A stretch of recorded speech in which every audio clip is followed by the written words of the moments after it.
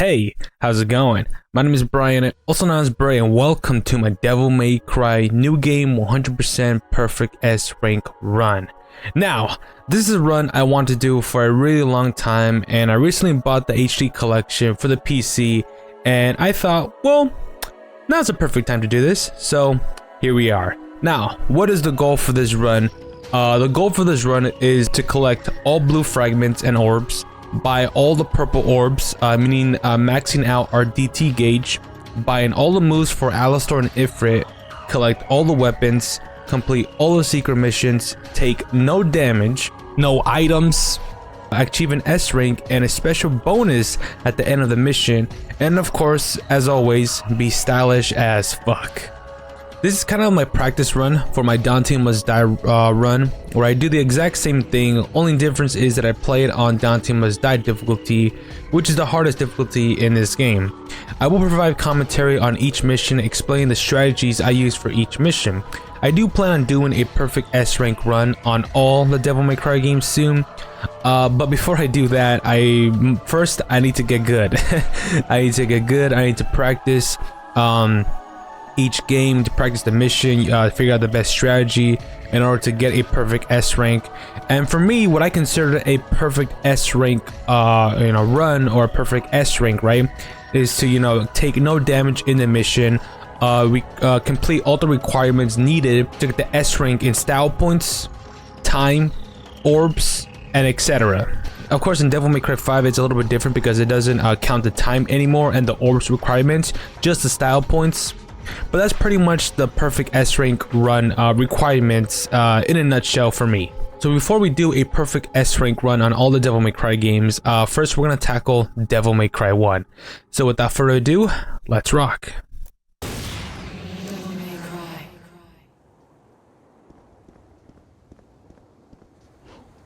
And here we go, gonna begin the perfect S rank run.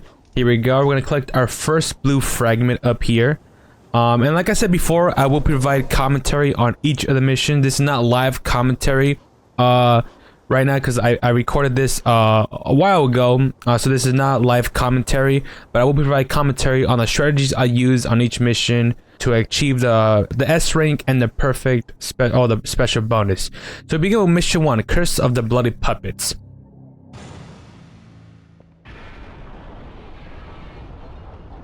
As I was going through the mission, I pretty much remember exactly where each blue orb was. Most of the time, there were some blue fragments where I kind of had to look up like where exactly they would be, but I mainly kind of remember where most of it was. And of course, I'm gonna do the speed strat, of course, to collect our secret orb stash. I don't do the super fast one because I'm not that confident in my ability as to get it, but there are multiple ways to get that secret orb stash up there, and one way is to do it slowly as I do it. You gotta position yourself in certain ways for Dante to grab on the ledge, and other ways, this is our second or third blue fragment. Other ways to get the secret orb stash is to jump off the ledge and going back into the center. It's a little hard to do, but with enough practice you are able to do it. But for me, I wanted to just do the slow way just to get out the way. So the one thing we need to do for this perfect S rank run is to acquire the special bonus requirement for the end of the mission. Now what the special bonus is basically completing the game in a certain time, right? There's a time limit. You have to complete under a certain time, collect a certain amount of red orbs in the mission. And for each mission, and of course, taking no damage whatsoever. And for me, you are able to take some damage, right, in some situations, but it's mainly required not to take any damage. So the orb requirements for the first mission is 400 orbs, and we need to complete the mission under 6 minutes in order to get the special bonus ranking. So what I'm doing is, of course, I am killing these marionettes, right, in order to get a lot of red orbs, because the higher your style rank is when you kill them with the S rank, of course you get more red orbs. That is Devil May Cry standard right there. So I'm just killing I'm doing a little bit of high time and then comboing into million stab so we can get the S rank much quicker. For me, I like to attack the red marionettes. I believe they are called a Bloody Mary, the red ones. They're the strongest puppets we encounter right now. But later on, we fight the fetishes, where they're much stronger version of the puppets. So that's the kind of strategy I use to take care of them. So the puppets are pretty easy to deal with. The one thing you just gotta watch out is for the red puppet, the Bloody Mary, because when you're attacking, he is able to block your attack and counter you. But it's pretty much easy to avoid once you jump out of the way. And of course, you gotta keep an eye out for when they throw the knives and when they ready up their shotgun to avoid damage.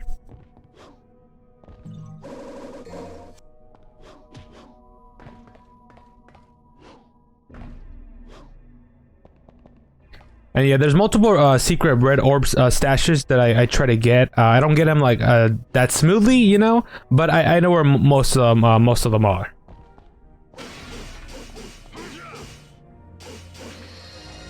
So we're gonna use the same strategy in order to get the S rank, because that's the one main thing we want to get, is getting the S rank when we combo them. So we do a little bit of high time and then combo to million stab. We increase our style rank a lot faster when we hit multiple enemies, or when we launch out multiple enemies and do the million stab. But to keep the style rank is a lot more stricter here than in the other Devil May Cry games. A lot more stricter for sure.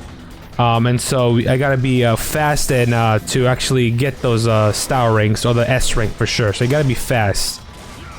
And here I'm being very careful to avoid damage.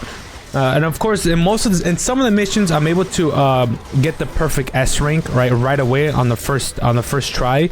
But there are some missions as we play that I will tell you that took me a good amount of time for me to achieve an S rank.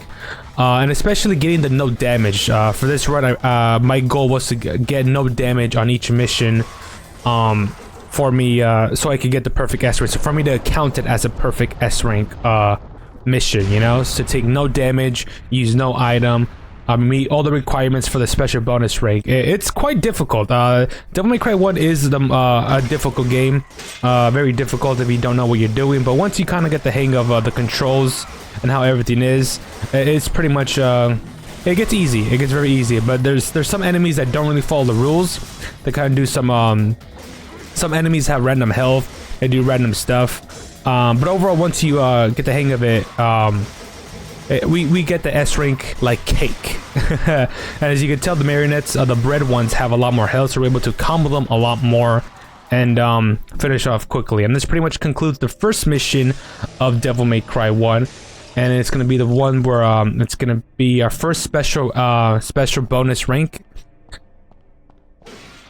Here we go. We completed under exact 5 minutes and 34 seconds with 423 orbs. And as you can see, we got the special bonus, which means we meet all the requirements for this mission to get the special bonus. But overall, a really easy mission.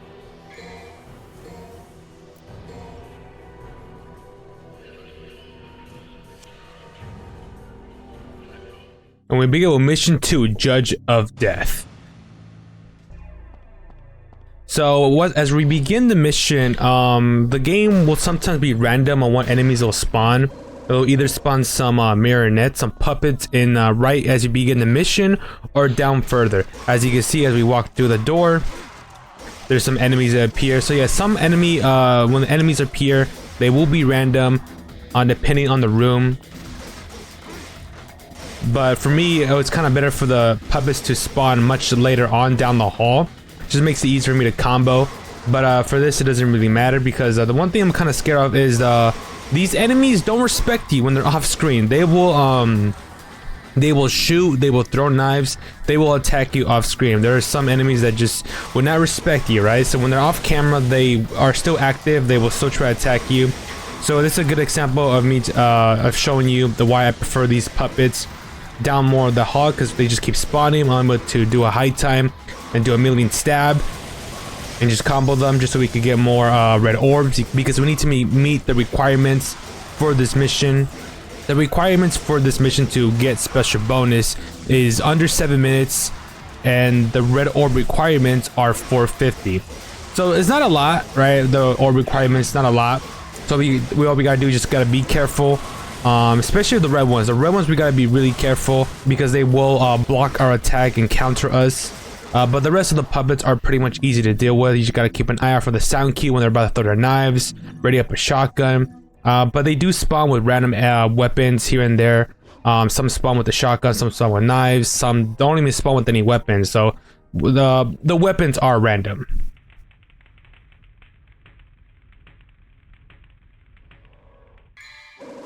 And here we go, we get our first weapon, Alistar, our big best friend in this game. And as we enter this room, we will acquire the shotgun. The second weapon in this game, a second long-range weapon. So the shotgun is good. It's mainly good to use in some. I don't really use it too much in this LP. The one big thing that I like using it for is the final boss, is the Mundus boss fight. And of course, getting those one-hit kills with the Sin Scissors, the side scissors, is one of the best feelings of getting those perfect instant kills. It's really, really good. But here, there's not really much of a reason to equip the shotgun. I just mainly wanted to equip it just cause. But at least for the first beginning mission, it's better just to have Ebony and Ivory.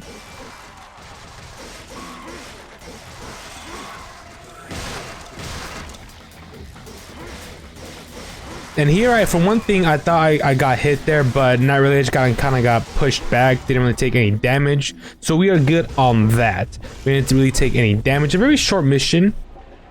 But the one thing I do at the end of the mission is try to get the orb requirements, because our orb requirements is 450.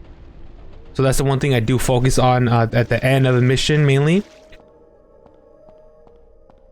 So the other good reason to equip the shotgun is to just take care of the Sin Scissors. We're really easy enemies.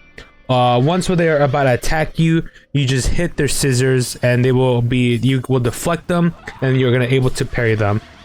But it's not at the start of the animation. It's literally like almost at the end of their attack. You're able to stun them a lot and then shoot them with the shotgun.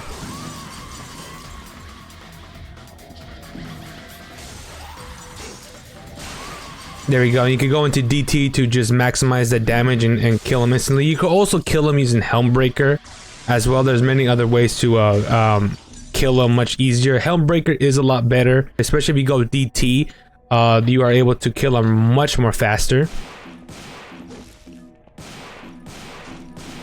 And this pretty much concludes the mission. We acquire the Staff of Judgment. We pretty much gotta go through the door to finish off the quest. But here I realized that I need a little bit more orbs in order to get the special bonus requirement.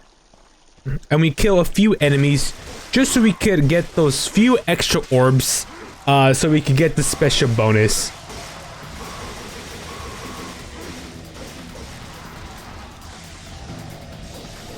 And as like I mentioned before, I recently did buy the HD collection, so you will see me in this run getting a lot of the achievements because I just barely bought the HD collection.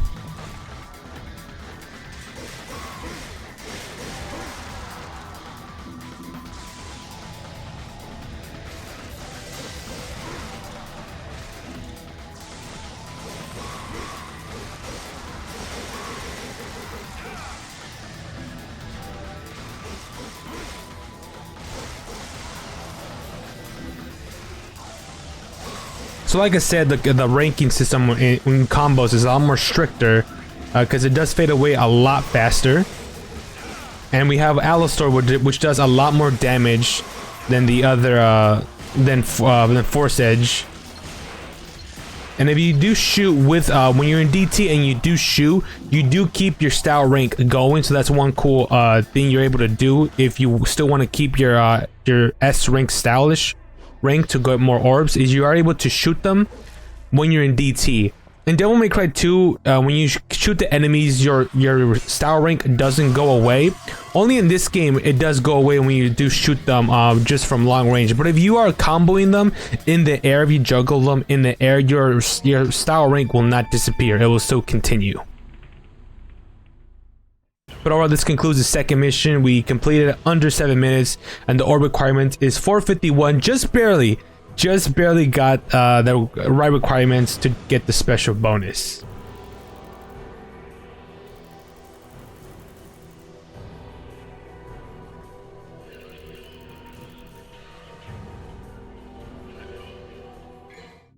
Mission 3, Destroyer of Ardor.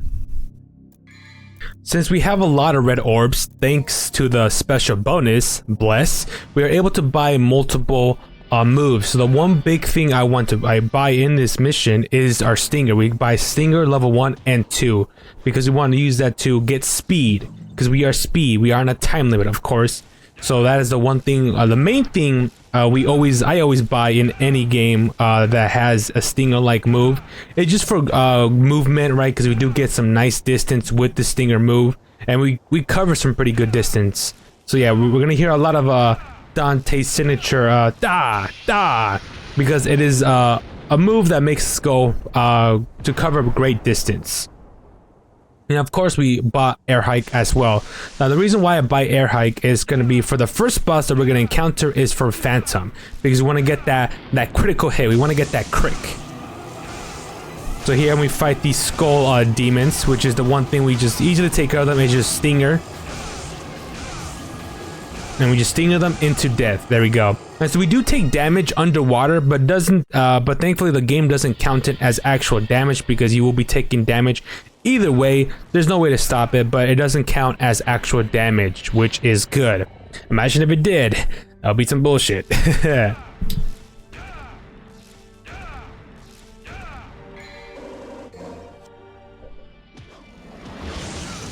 And as you can see, right in the beginning of the fight, I use Air Hike to jump off and to get more high ground.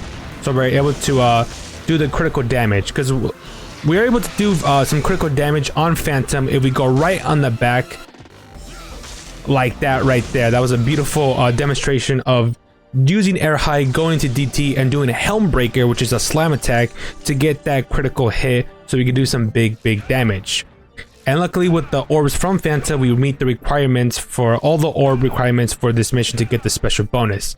And since this is a 100% run, we are gonna go and collect a few blue fragments here. And of course, there's one blue fragment up here, and there's another blue fragment all the way at the end of the bridge. So I'm being very careful. So another reason why I bought Air Hike is so we could use it to cover much better ground, or at least doing the platforming a lot more better.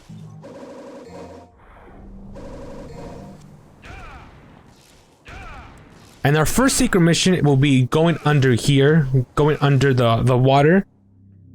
And do the first secret mission is to get the critical hit on the scissors. So the requirements for this mission is just to kill the enemy in one shot. And the one strategy we all use for this is just to hit them with our sword, parry their attack, and then get close up in their face to get the critical hit.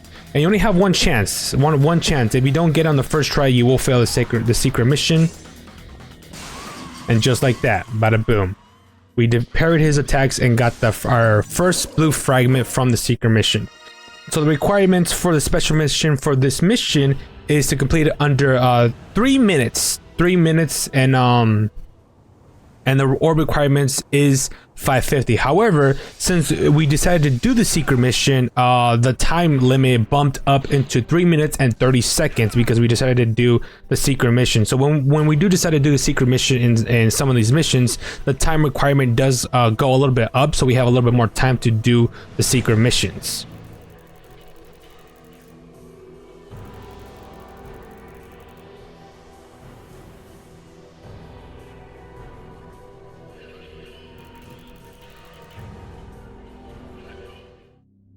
Mission 4, Black Knight.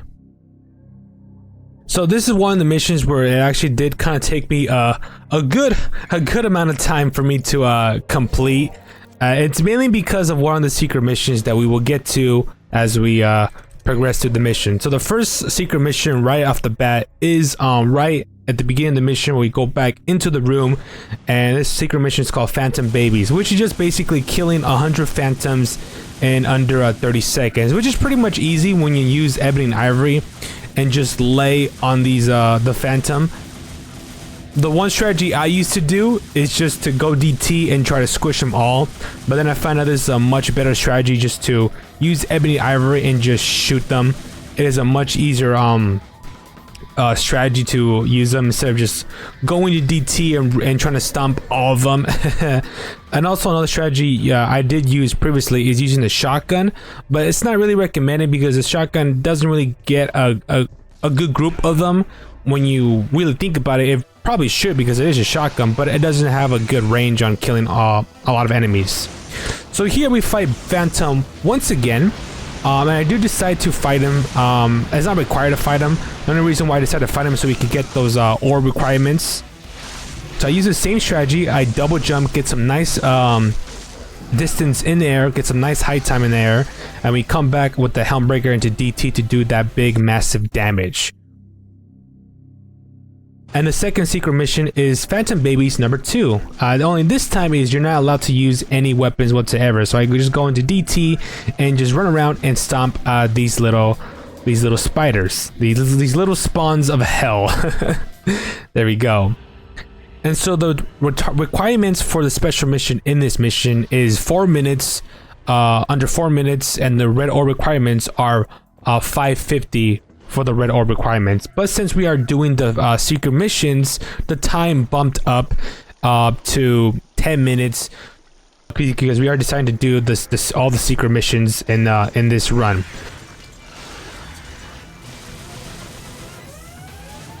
So Shadow is a pretty easy enemy. When you first encounter him, you pretty much are gonna be scared. He pretty much will attack you.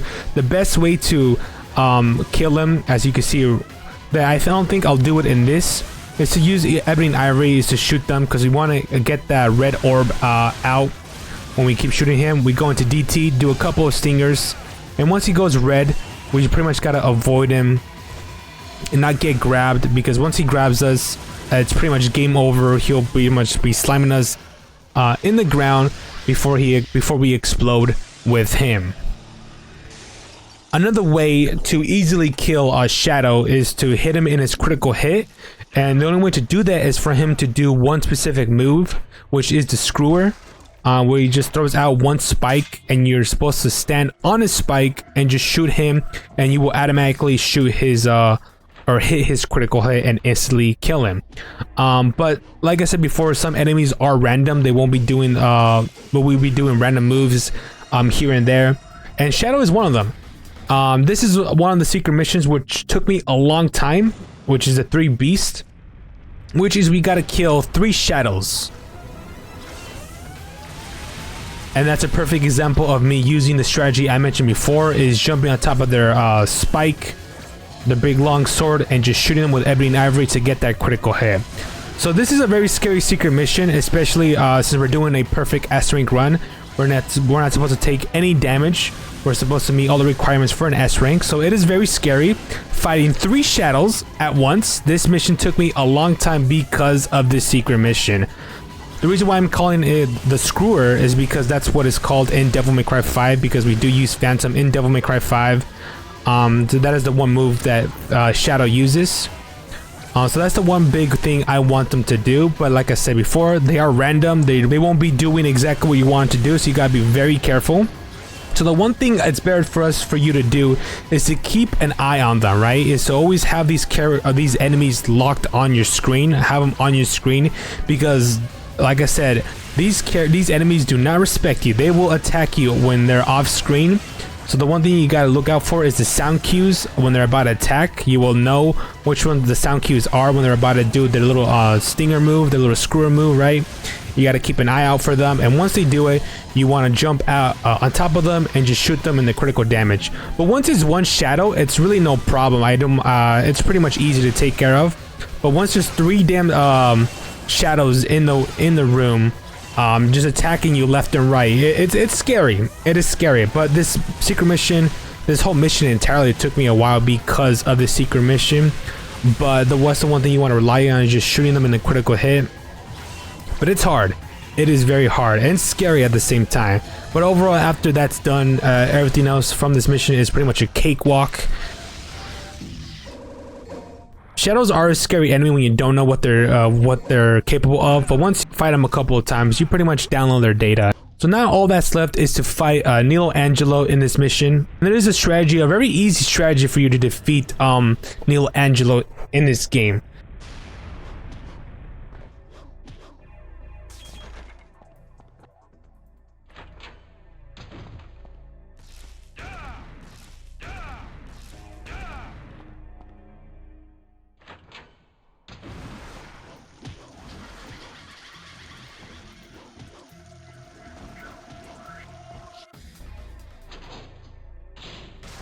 Now, since we are playing on normal difficulty, all the enemies are pretty much easy to deal with because this is normal difficulty. This is not Dante Must Die mode. They do not have more health. And you kind of see me struggling and trying to get the damn sword. Platforming my action games, alright?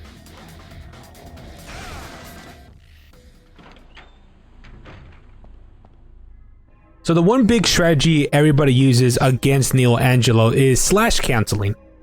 Slash canceling is a big thing that you must master in this game, and it's pretty easy to do. To do slash canceling is you gotta slash 2 times. You have to hold R1 and then move your analog stick in order for Dante to pull out his guns, and that will cancel the animation right away.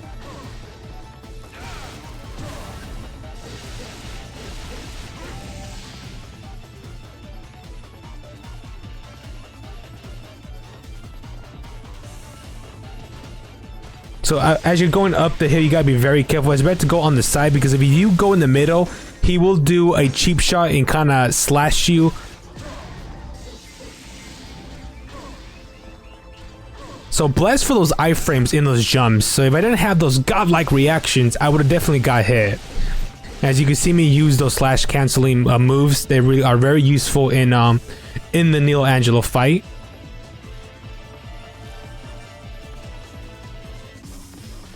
As long as you keep that strategy in, you gotta watch out for his fireball and his slash. This fight is pretty much a piece of cake.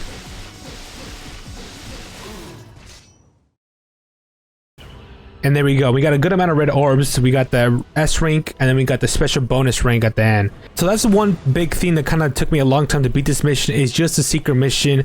Just those secret, those shadows took a long time to beat, because it's 3 shadows and 1 room. You just gotta watch out for their attacks. Keep them all on your screen, because they will not respect you. They will attack you when they are off screen. Mission 5, Guiding of the Soul. Now this mission is very easy. I decided to get an air raid because there are some blue fragments that we're able to get, and having air raid with us makes this a lot more easier. So the requirements for this mission is beat the mission under 2 minutes and having at least 100 red orbs for this mission. And luckily Shadow does his little screw move that we're able to get that critical hit right away. So, and once we get that critical hit on Shadow, we actually do get a little bonus from him, as we get a good amount of red orbs. We get a lot more red orbs once we get him with that critical hit on Shadow, which is really, really nice, really nice. So yeah, one of the shortest missions in this game. There's actually quite a few short missions in Devil May Cry 1.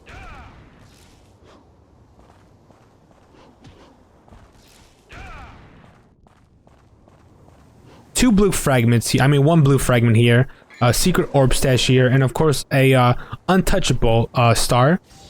So this is one of the reasons why I want air raid, just so we could get that. You're able to get that if you have air hike, but I just wanted to be sure, just to, you know, get all just wanted to make sure I got the blue fragment. And of course at the end by the end of this LP, I will have all the weapons, all the moves, etc. for this game, for this run, in order for it to be a 100% run. And that completes this mission. Very short mission, very easy. We got a good amount of red orbs because of that critical hit we got on Shadow. So once we get that critical hit, we get some very nice, good red orbs.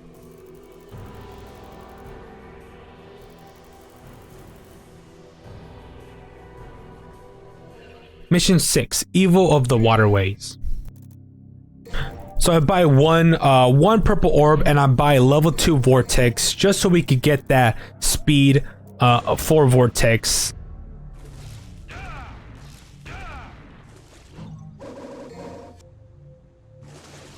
So another really easy mission. These couple of missions are pretty easy. I'm able to do these, get those perfect S rank runs really quickly on these first couple of missions. They're not really that hard. The only reason why in some missions when I take long, it's mainly because of some certain enemies, some secret missions that are just like, oh my god, why did they put this here? But like I said before, once you understand the enemy's patterns, the enemy movements, how they play, etc., you will pretty much get these special bonuses really easy and get those perfect S ranks.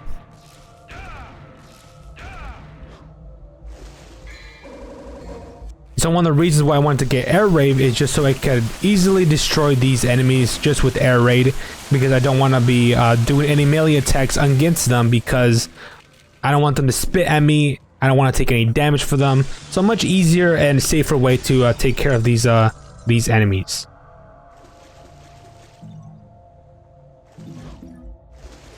I do hesitate on getting those red orbs, mainly because I'm afraid that I'll take damage on those little worms, right? Those maggots, which I'm pretty sure you do. I did a little bit of time so we could do the vortex, so we could get some speed, so we could get through these halls much quicker.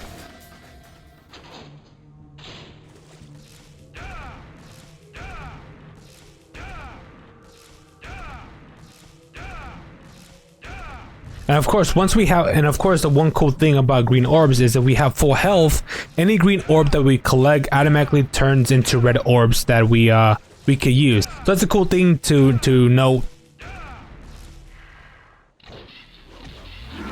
So the best way to take care of this guy is just to do a few Hembreakers, and once he does his little drill move, the best way to avoid this is just to side roll. You don't want to side roll immediately, you want to side roll just right when you see him. So the thing that kind of sucks about Vortex is that if you are moving the analog stick and you press Y, you will automatically do the Vortex move. So one thing to remember is if you want to do a Helmbreaker DT, is to not move your analog stick whatsoever, because you will do Vortex if you are moving the analog stick, which is kind of annoying, which is one thing that I remember throughout this mission that I remember not to do, is to not move the analog stick whatsoever, because it will mess me up in some situations. If you move the analog stick and attack, you will automatically do the Vortex move.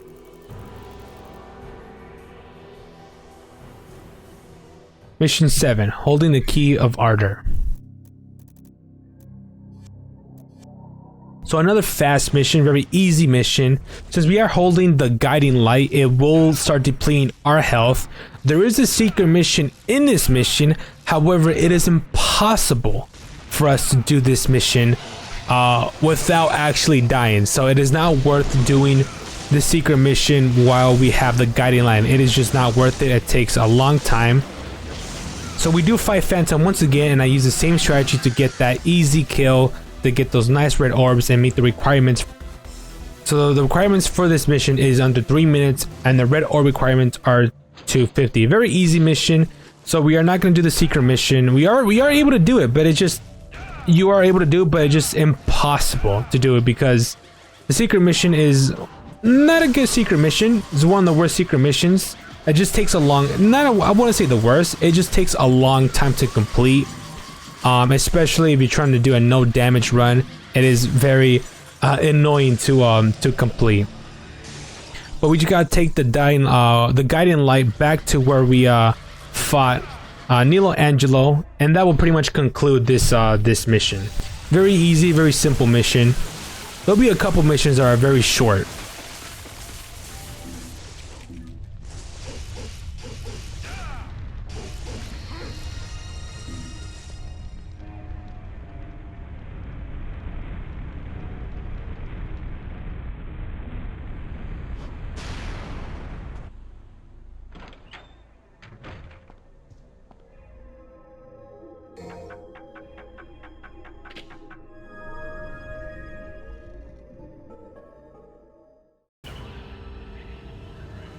Very easy, very easy and short mission. Very easy.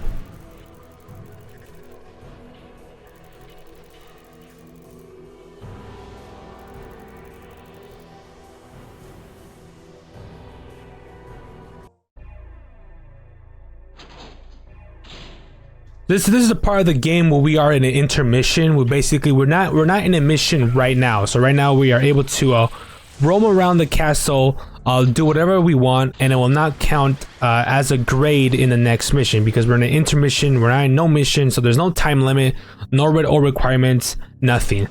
So this secret mission, One Night Evil, is pretty annoying. The main goal for the secret mission is to make one of the spiders kill the other one.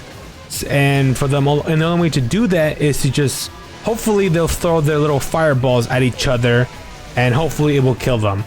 So I do take damage in this mission, not in this specific part. That took multiple tries to try to do the secret mission. I still want to keep the no damage aspect of this run. So if I did take any damage in any of these intermissions, I do retry, mainly because I do want to keep that no damage requirement for this run.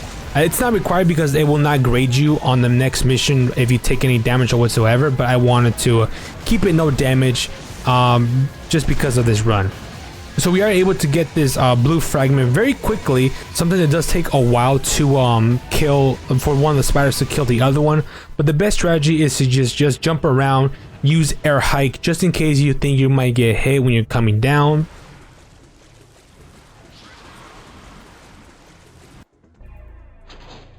And I still use air raid just to take care of these bugs so I won't take any damage, because I still want to keep that no damage requirement for this run.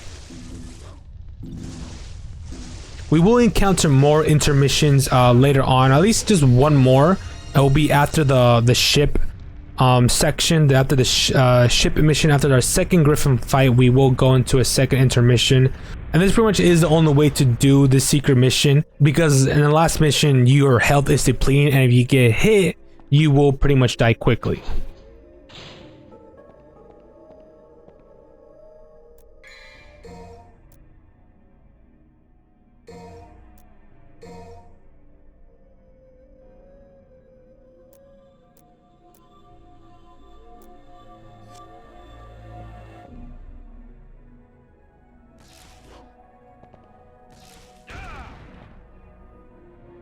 Mission 8, the legendary knight returns.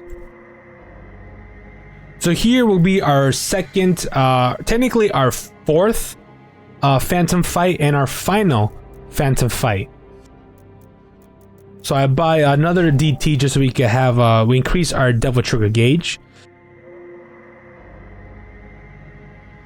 So this mission is pretty easy. The one thing we gotta look out for is Phantom himself, because now we're going to be in a much open area, and he is going to have some different moves.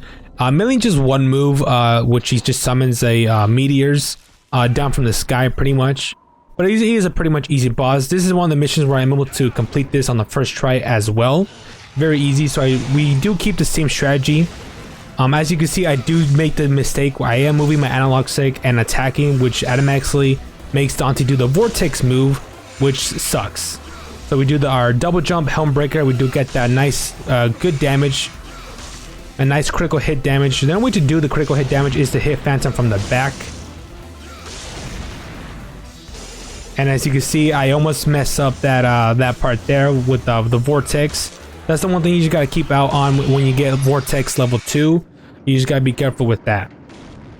A nice clean run to take care of Fanta. So the mission requirements to get a perfect special bonus for this run is under 3 minutes, and the red orb requirements are 585 to get that red orb requirements, for the red orb requirements. So there are a couple hidden orbs here. I completely forgot where exactly they are. But there's only one stash of hidden red orbs. I do go to the other side to check if there is more red orbs, but there isn't. A very easy and simple mission. You just gotta be careful with Fanta. The best strategy is to use air hike and to DT Helmbreaker to get that critical damage from the back. It is the main thing to hit him from the back, because that's pretty much where you'll get the critical hit on Fanta.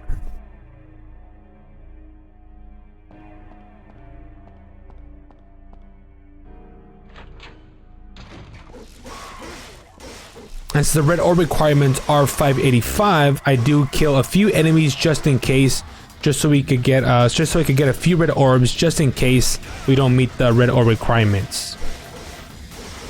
And luckily we do get the red puppet, so we are able to launch him up and do a little bit quick million stab. I do mess up that combo really quick. I didn't mean to go into vortex. Again, I am holding the analog stick and doing attack, which makes me do the vortex. It gets annoying, but once you get used to not holding the analog stick and just attacking without holding it, it'll be much easier just to get that DT Helmbreaker.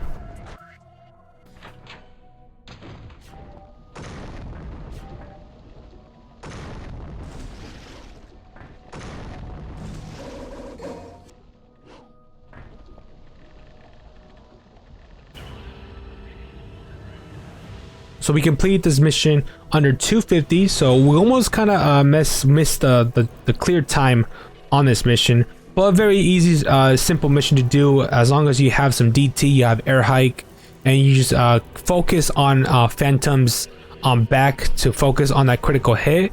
This mission will be pretty easy to complete. Mission 9, New Strength.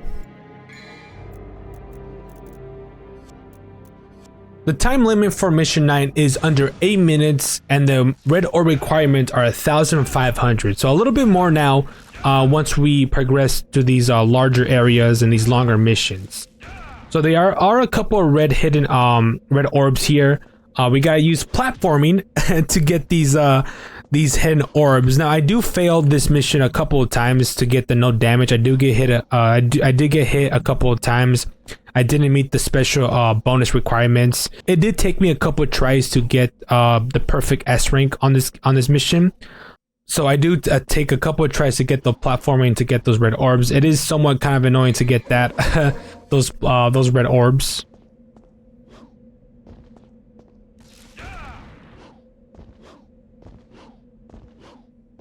So in this mission we do get a new weapon. As I also forgot to mention the last mission, we do get the grenade launcher in this mission, which is one of the best weapons, the most powerful weapons in this game, and we are going to use it to pretty much destroy most enemies, right? And also to get some DT cage.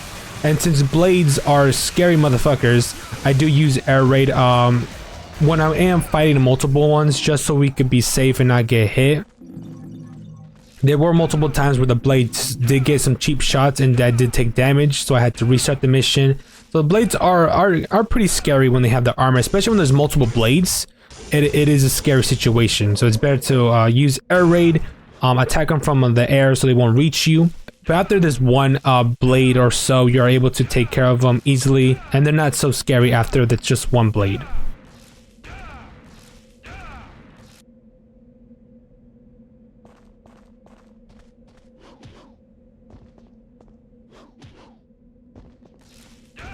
So there's multiple strategies to get up to the platform to get Ifrit, the new weapon, right?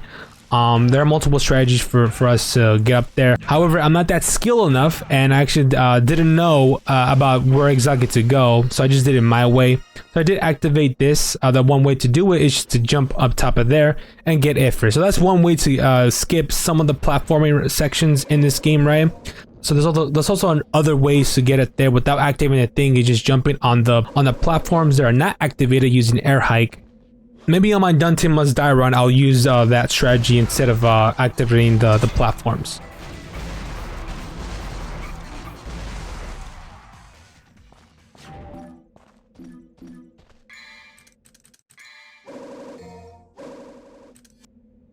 So we have Ifrit, a very powerful devil arm, right? And we are going to equip every ivory so we could take care of Griffin. Now Griffin, this boss does take quite a while to beat. And like I mentioned before, I didn't get the special bonus because of the time limit. I did kind of went past over the time limit, right? Mainly because of Griffin. Griffin does take a long time to beat. The best strategy to use and to take care of him easily is to use ebony and ivory to take him down.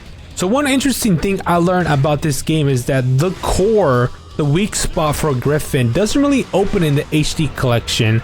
Is that for some reason his weak spot doesn't open when he's down.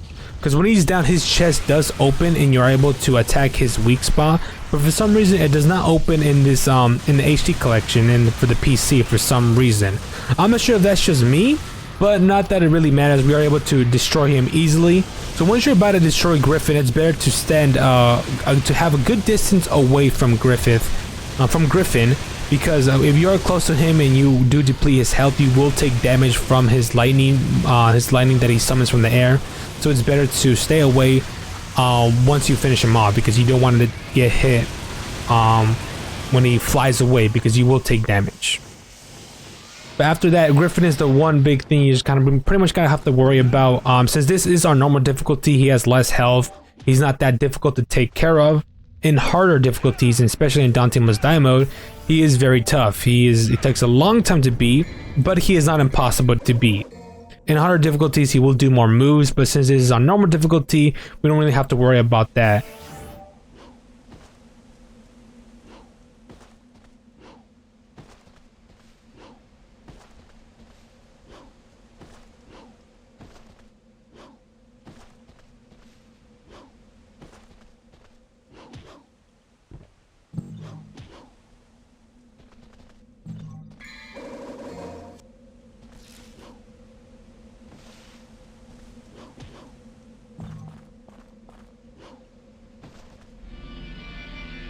And this is the part we get introduced to a new type of puppet, which is the fetish.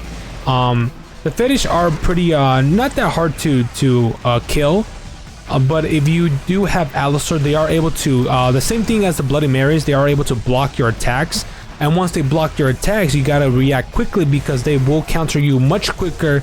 They will attack you with a bunch of fire attacks, and we gotta react fast because if you don't, you will get hit pretty quickly. So you gotta have fast reactions for the fetishes.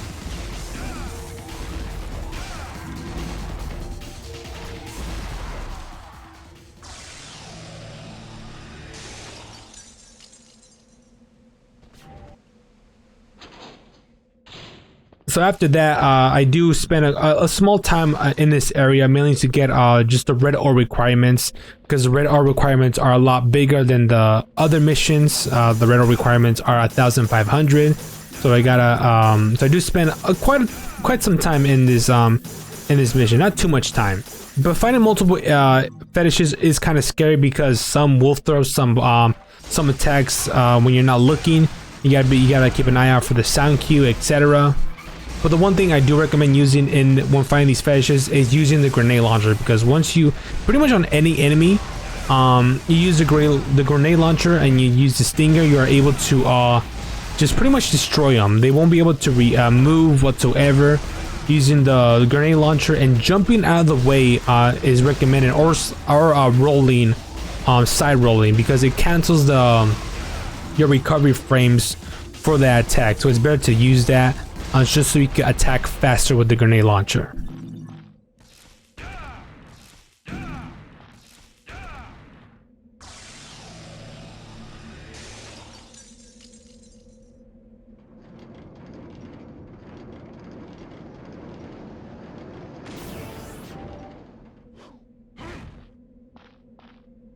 But this pretty much concludes mission 9. Just Griffin is the one thing you gotta worry about. It does take a good amount of time to defeat Griffin, right? You just gotta watch out for his attacks. Gotta watch out for his fireball game. But overall, a simple mission on lower difficulties for sure. Mission 10, Canyon of Mist. Since we have Ifrit, I do buy quite a good amount of stuff. I do buy Meteor level 1, Inferno, Rolling Blaze, and of course our uppercut, our DP move, of course. They're not really required for this mission. I just like them because they look cool, right? They're pretty cool moves. In later missions when we're fighting Nightmare and other enemies, it is required to have these specific moves to make our fights much easier. So for this mission, also a very short mission, the time requirement The time limit for this mission is 4 minutes and 30 seconds, and the red orb requirements are 600 red orbs.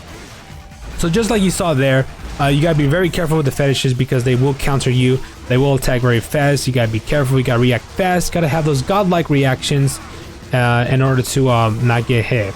But the same thing to get those more red orbs, right? It's same thing as the red puppets. You just want to do a little bit of a high time, launch them in the air, and then go for a melee stab, just so you can increase your rank and get more red orbs.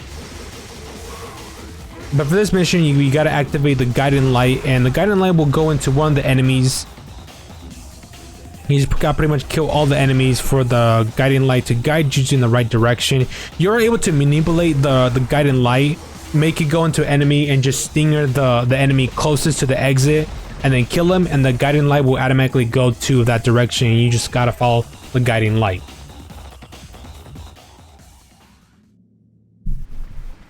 Next up is the scythe scissors. Now that these girls have the one thing you got to be careful is being careful with the scythes, because they will since they do go through walls.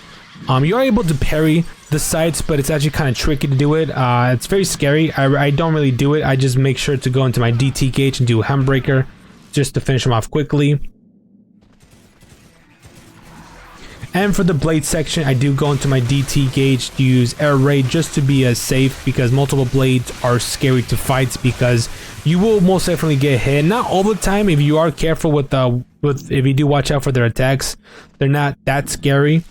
But it's better to just use air raid and just to be safe, and just use air raid and to attack the blades from afar.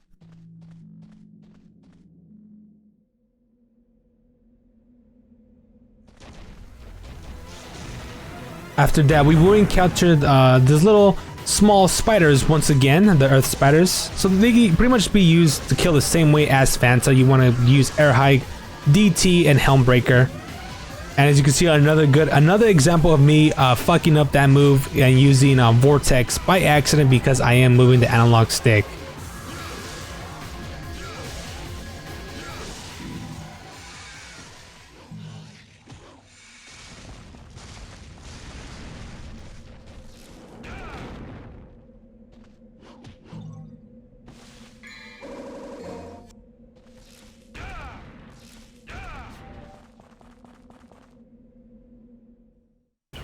But overall, very easy, simple mission. We completed under the time limit and got the red orb requirements, which means we get the special bonus.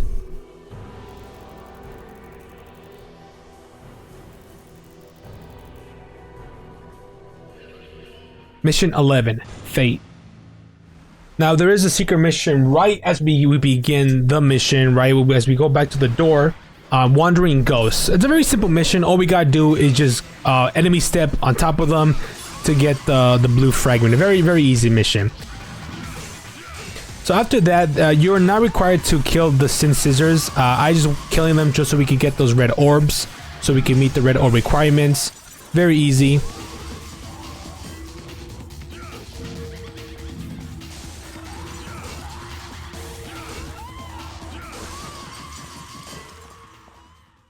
And we do encounter a new enemy type in this mission, which is one of the not most annoying enemies, but just very annoying to fight. You just gotta have patience to fight this enemy. I accidentally went down here, so I was like, alright, fuck it, I'm just gonna go along with it. So the same strategy to take care of one blade is a stinger, grenade, stinger, grenade, stinger, grenade. Pretty much easy to take care of. And one cool thing about Vortex is when you use Vortex, you pretty much have iframes all day. You won't really be taking any damage if you just commit to the Vortex. It is very useful in many different situations.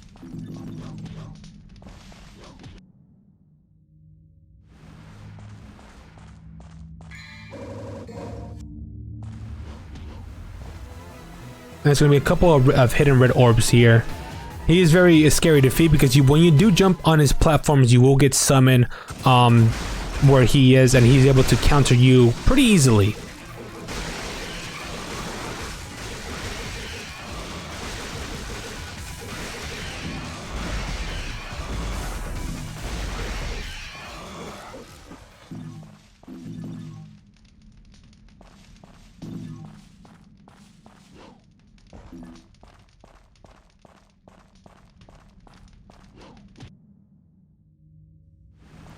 So what's pretty much, so the way to defeat the death sight is just pretty much stand still. At least that's what the strategy I use. What you want to do is you want to go for a Hellbreaker. You'll pretty much know when he'll come to attack you is when he comes to you like that.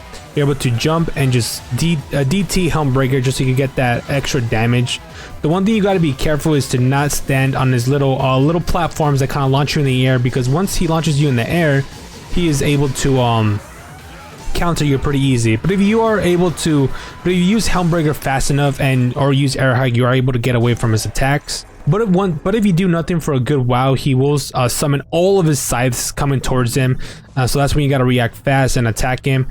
He is a pretty much easy fight. You just gotta have patience when he circles around you.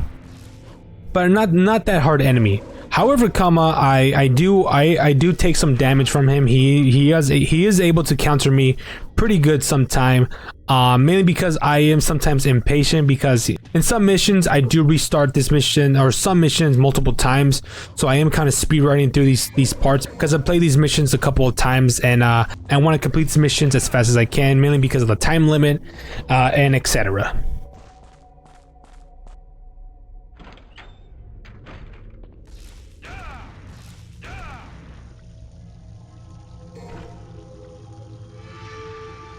So here's gonna be Neo Angelo 2. So now there's not gonna be no cutscenes interrupting us. So the strategy I use is of course slash canceling, and after the slash canceling, I jump out of the way, and Neo Angelo will automatically do his fireball.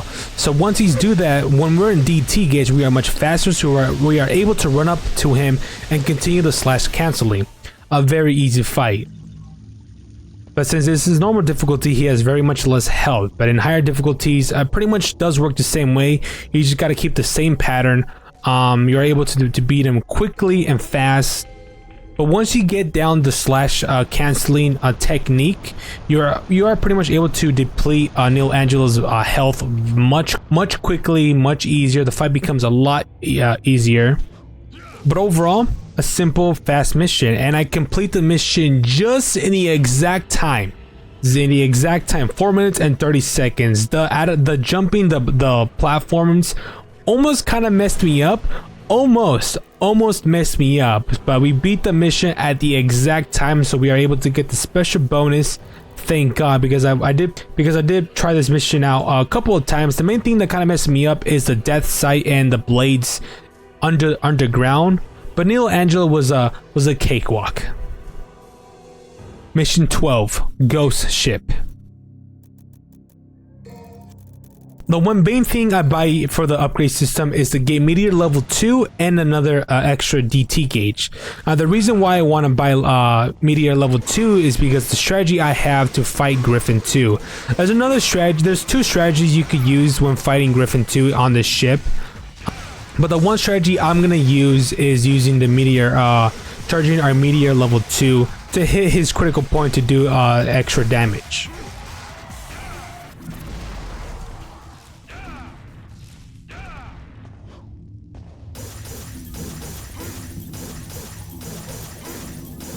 So the Griffin fight is pretty easy. The one thing that kind of does mess me up, we do encounter the Death Scythe once again. And he has kind of messed me up multiple times, mainly because I accidentally jumped on his little platform thing that kind of launches us up, and it kind of messed me up a couple of times. And the other reason that kind of messes me up is I accidentally do the vortex move by accident. That's the one thing that kind of messes me up quite a few times in that fight. But overall, that's pretty much all you gotta worry about. It's just the death sight. You just gotta have patience, like I said before. Of course, I equipped the Ebony Ivory for the Griffin fight. And here we get our second gun, which is only used underwater.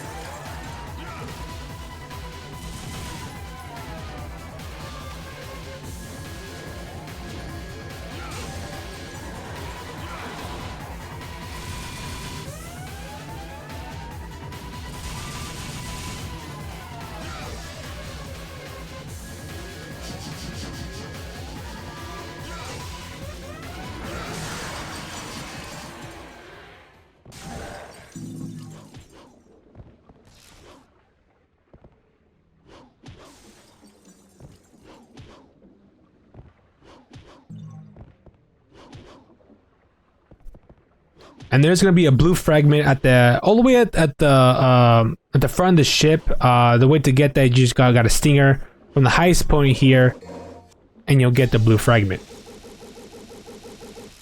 And of course, I'm a speedrunner, so I use vortex to get my distance. But the damn freaking ship, some of the platforms on the ship kind of messed me up. So the one strategy I use to beat Griffin is the first thing I make sure to do is to take care of his little friend that kind of sends us up flying. This guy. So that's the one thing I kind of take care of. I make sure to take care of him fast because he does kind of mess me up in some runs. We do take damage from him. So he does summon him a couple of times, not that many times. But the one thing we use is just to use Ebony and Ivory and just to keep shooting him.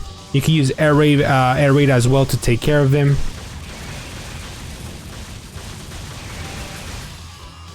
But for this strategy, I do make him fly down. We are gonna equip Ifrit.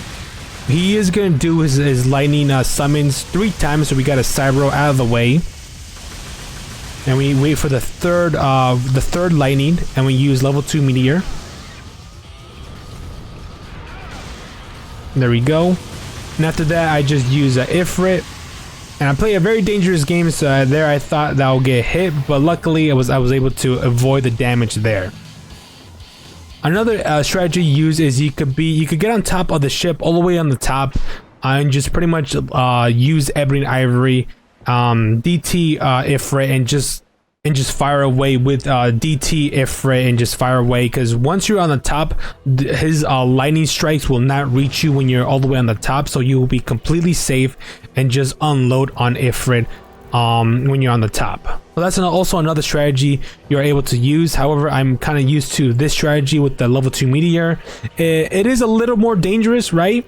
Because you are able to, if you do mistime one of the side rolls, you will get hit, but that's strategy I use. And for this mission, the time requirements for this mission is under 4 minutes, and the red ore requirements are 700. So, and we do meet those requirements to get the special bonus.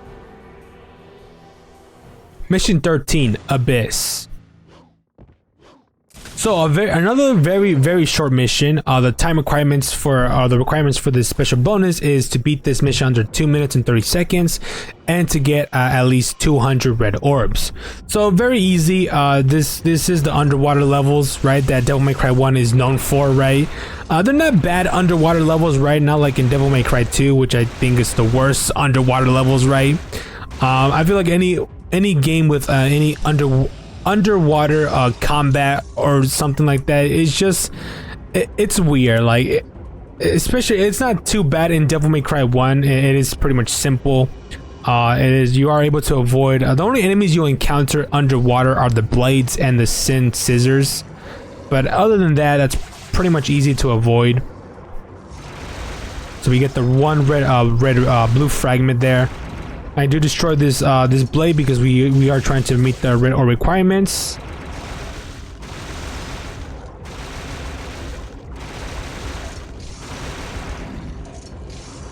So once they're ready, once they shoot the little projectiles, it's best to just kind of like swim away, zigzag, or at least try to zigzag underwater. The controls are a little bit weird, not too weird. Okay, you just gotta get used to the controls, etc. But overall, it's pretty easy.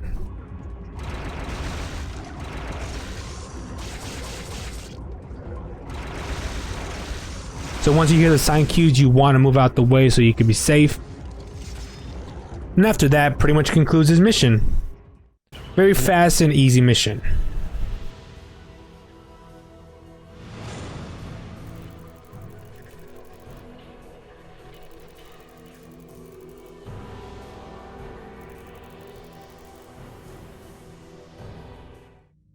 And now we go into our second intermission, where we're not in a mission whatsoever. We are in between missions. So, and in this intermission, there is a secret mission that we are able to do, but we have to go back all the way to the captain's cabin and interact with the dead body, and we go into the secret mission water cell.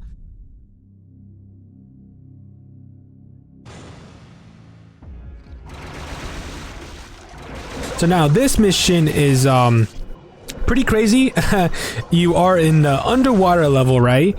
But the requirements to beat the secret mission is you just gotta kill eight blades. Very easy, very simple mission. But since I'm doing a no damage run, I did take a couple of couple hits in this mission, so I did have to restart the save point. But overall, not that hard of a secret mission. All you gotta do is just kind of zigzag, you know, here and there. But it is kind of overwhelming because there are 8 fucking blades shooting projectiles at you. All you gotta do is just kind of hear for the sound cue, and once you hear the sound cue, you just want to swim out the way. Very simple. A couple hits takes care of them.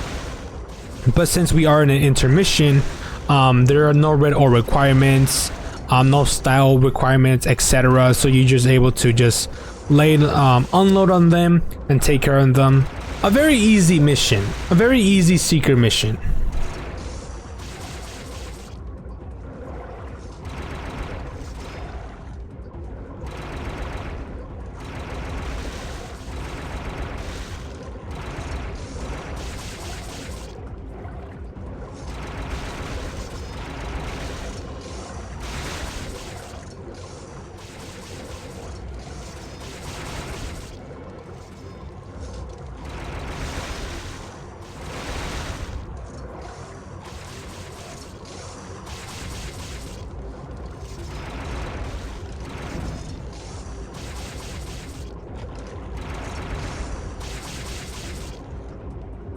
There are moments in this run where I do hit the pause menu. I promise you, it's not a cutaway. It's nothing like that. I just paused because I had to do some stuff in real life, you know, just some I got a call, I got a text, etc. Those stuff. But I did not cut the footage whatsoever. I promise you that I did not cut no footage whatsoever. This is all my raw footage, my overall perfect S rank run. That's the one thing I promise you guys. Because one of my main goals in life is to do a perfect S rank on all the Devil May Cry games, and I don't want to cheese these runs whatsoever. I want to do a complete perfect S rank run on Devil May Cry 1, you know, 3, 4, 5, and even DMC. Will I do a perfect S rank run on Devil May Cry 2? Probably not, because I hate that game so much. It is frustrating to play. I hate it. It's annoying to get those S ranks. Not a big fan.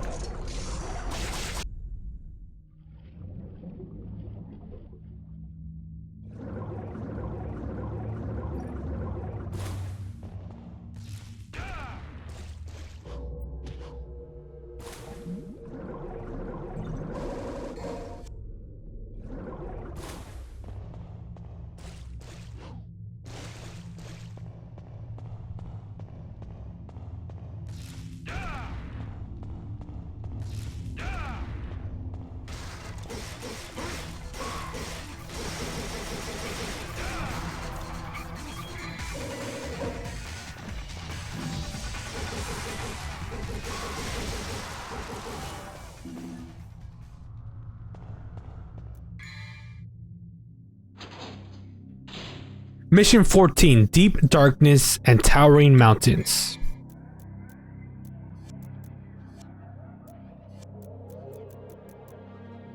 And we maxed out our Devil Trigger gauge. So we maxed out our Devil Trigger gauge, so we are good on our Devil Trigger gauge. So we're good on that. So the mission requirements for mission 14 is to beat the game, or to beat this mission under 5 minutes and collect 500 red orbs. Now I was able to beat this mission to get the perfect S rank on this mission on the first try. I honestly thought it would take me a little bit longer because this is one of those missions where I didn't really have don't remember quite a lot from it, right? Or at least like if there's any blue orbs, the red orbs, and the enemies encounters, etc. And so this is the one cool thing about Vortex, is just having a Vortex is you have a lot of iframes. You will be safe once you do Vortex, so you're able to Vortex through those spikes to avoid all damage.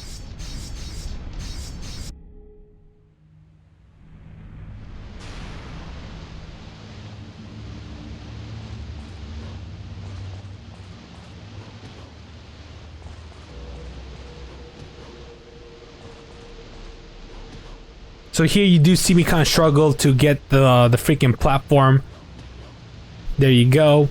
Platform my action games. Devil May Cry 1 is the one game where there is a lot more platforming than any other Devil May Cry games.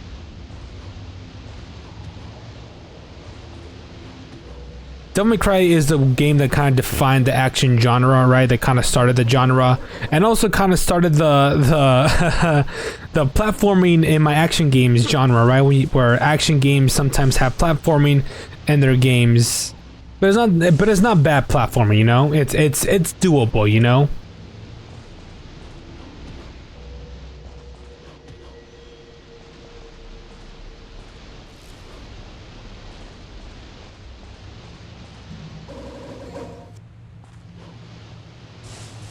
So there is a secret mission, not in this mission, but in the area that we were just at. There is a secret mission there. However, it doesn't appear until the next mission.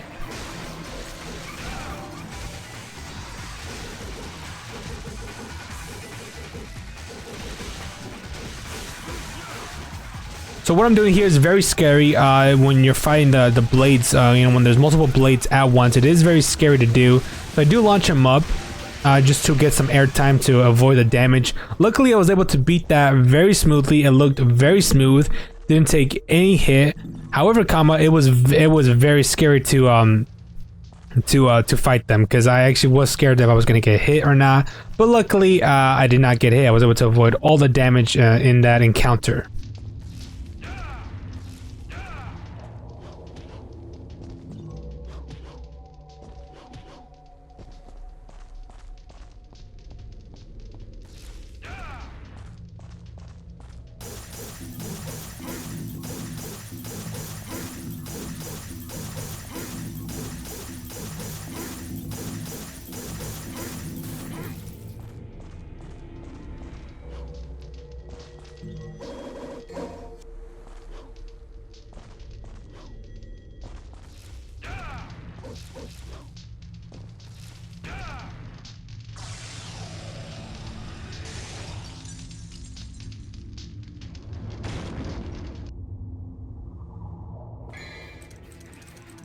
And once we encounter the puppets, I do switch to my grenade launcher just so we could destroy them much easier. So you gotta be careful with the fetishes, because they will throw some fireballs. They really don't have a sound indicator when they do their fire breath. Not that much of a sound indicator. You just gotta watch out for it. When they do throw their weapons at you, you will hear a sound indicator, but with them doing their fire, there won't really be a sound indicator. So you gotta be very careful. You gotta have them on screen so you could check their movements, because once you see them lean back, that's when you know they'll do their flamethrower move.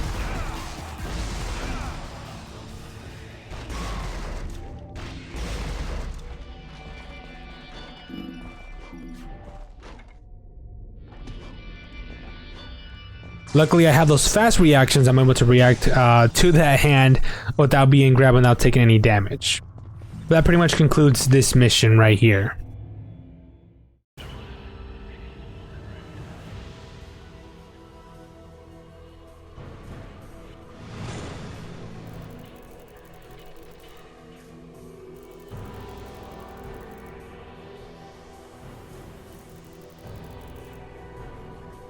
Mission 15, Wheel of Destiny.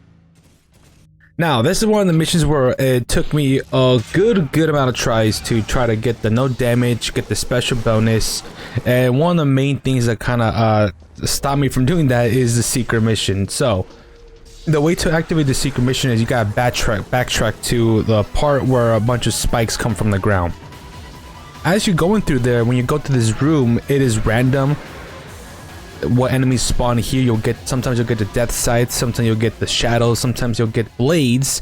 I rather prefer to get blades or shadows, except from death sight, because getting the death sight is it's a little scary, because he could cheap shot you if you're not careful.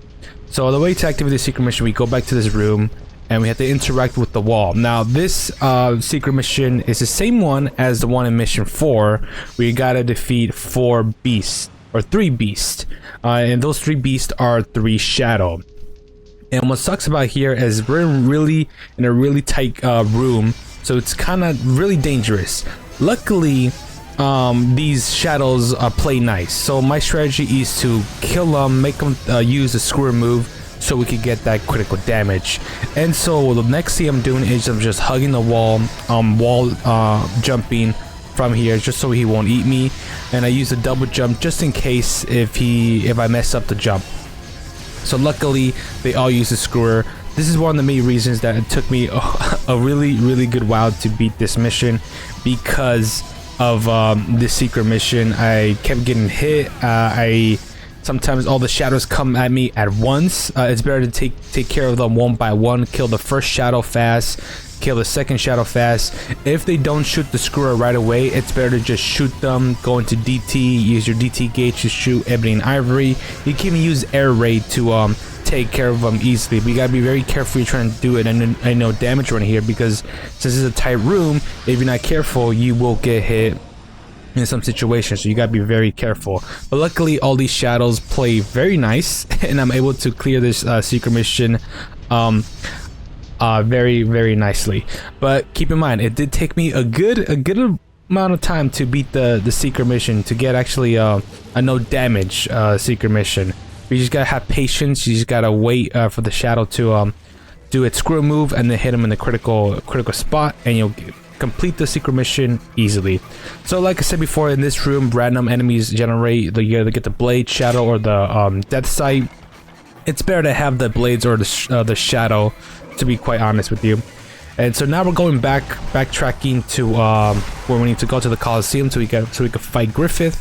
And also get the lance, the spear or lance, I believe, or a pair of lances, the key item to activate the boss fight or to get into the Coliseum. So one interesting fact I learned while playing this mission, or at least when I was going through the mission, I learned that since I'm doing a 100% run to collect all weapons, all moves, right, etc., maxing out our health, our devil trigger gauge, I found out that you don't have to get Nightmare B here, because this is one of the missions where you get Nightmare B. I thought this was the only chance you're able to get Nightmare B.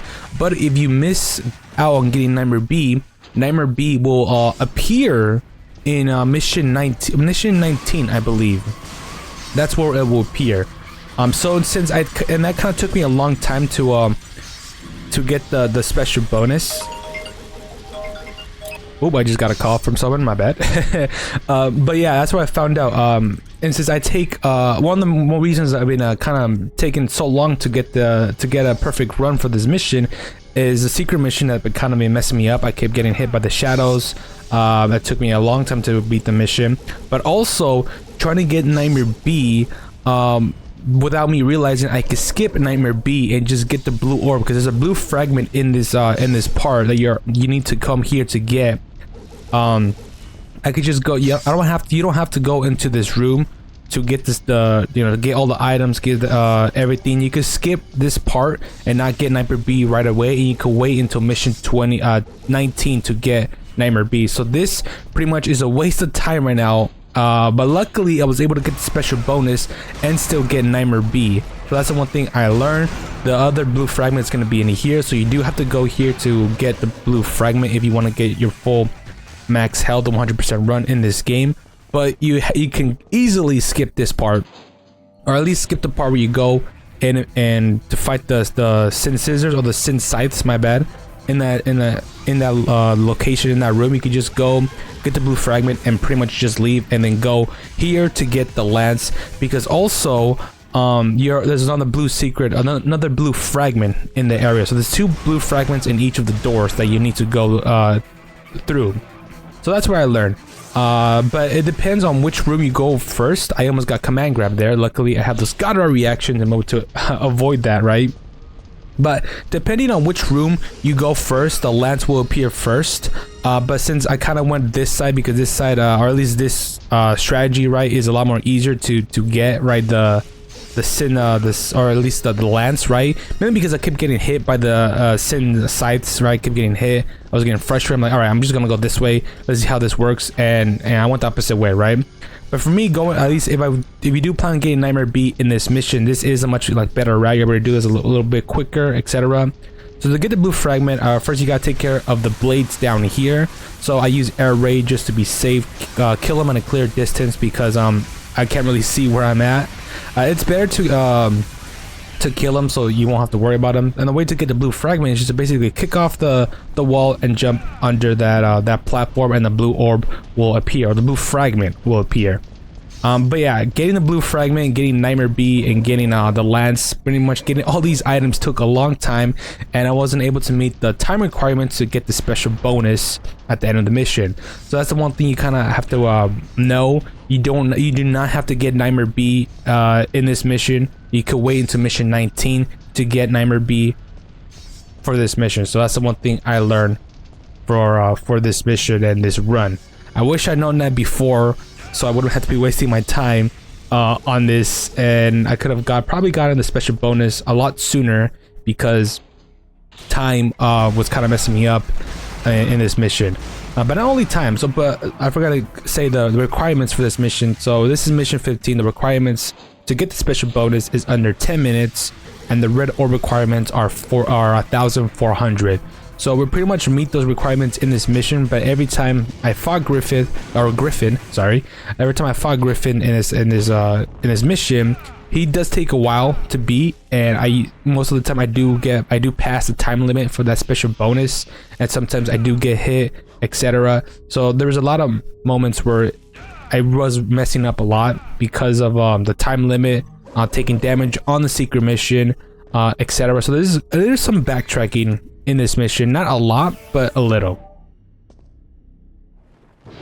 So right at the beginning of the fight, I do a level 2 meteor, just so we could get that beautiful 2-hit damage when we have meteor level 2, which is really good. And after we do some big damage, he will fly up, and all we gotta do is just shoot him. We'll activate the cutscene, and he will fall down, and he will no longer be able to fly. So now we switch to Ebony and Ivory.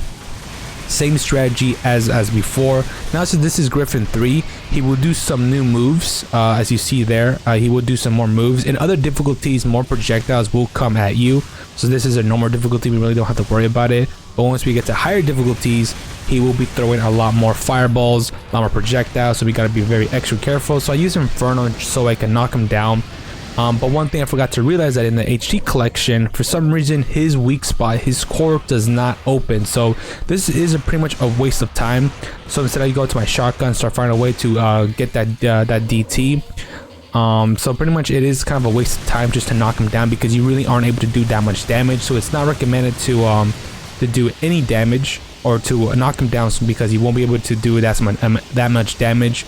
It's better not to do that.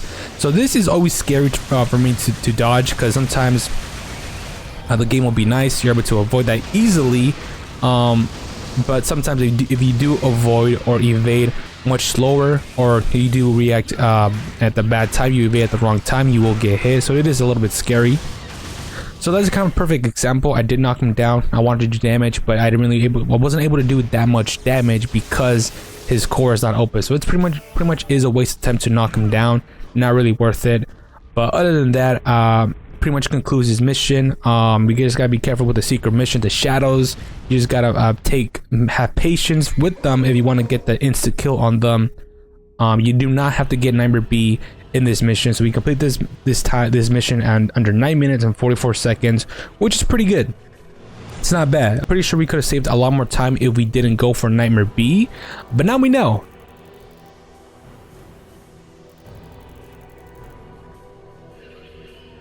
Mission 16, Nightmare of Darkness.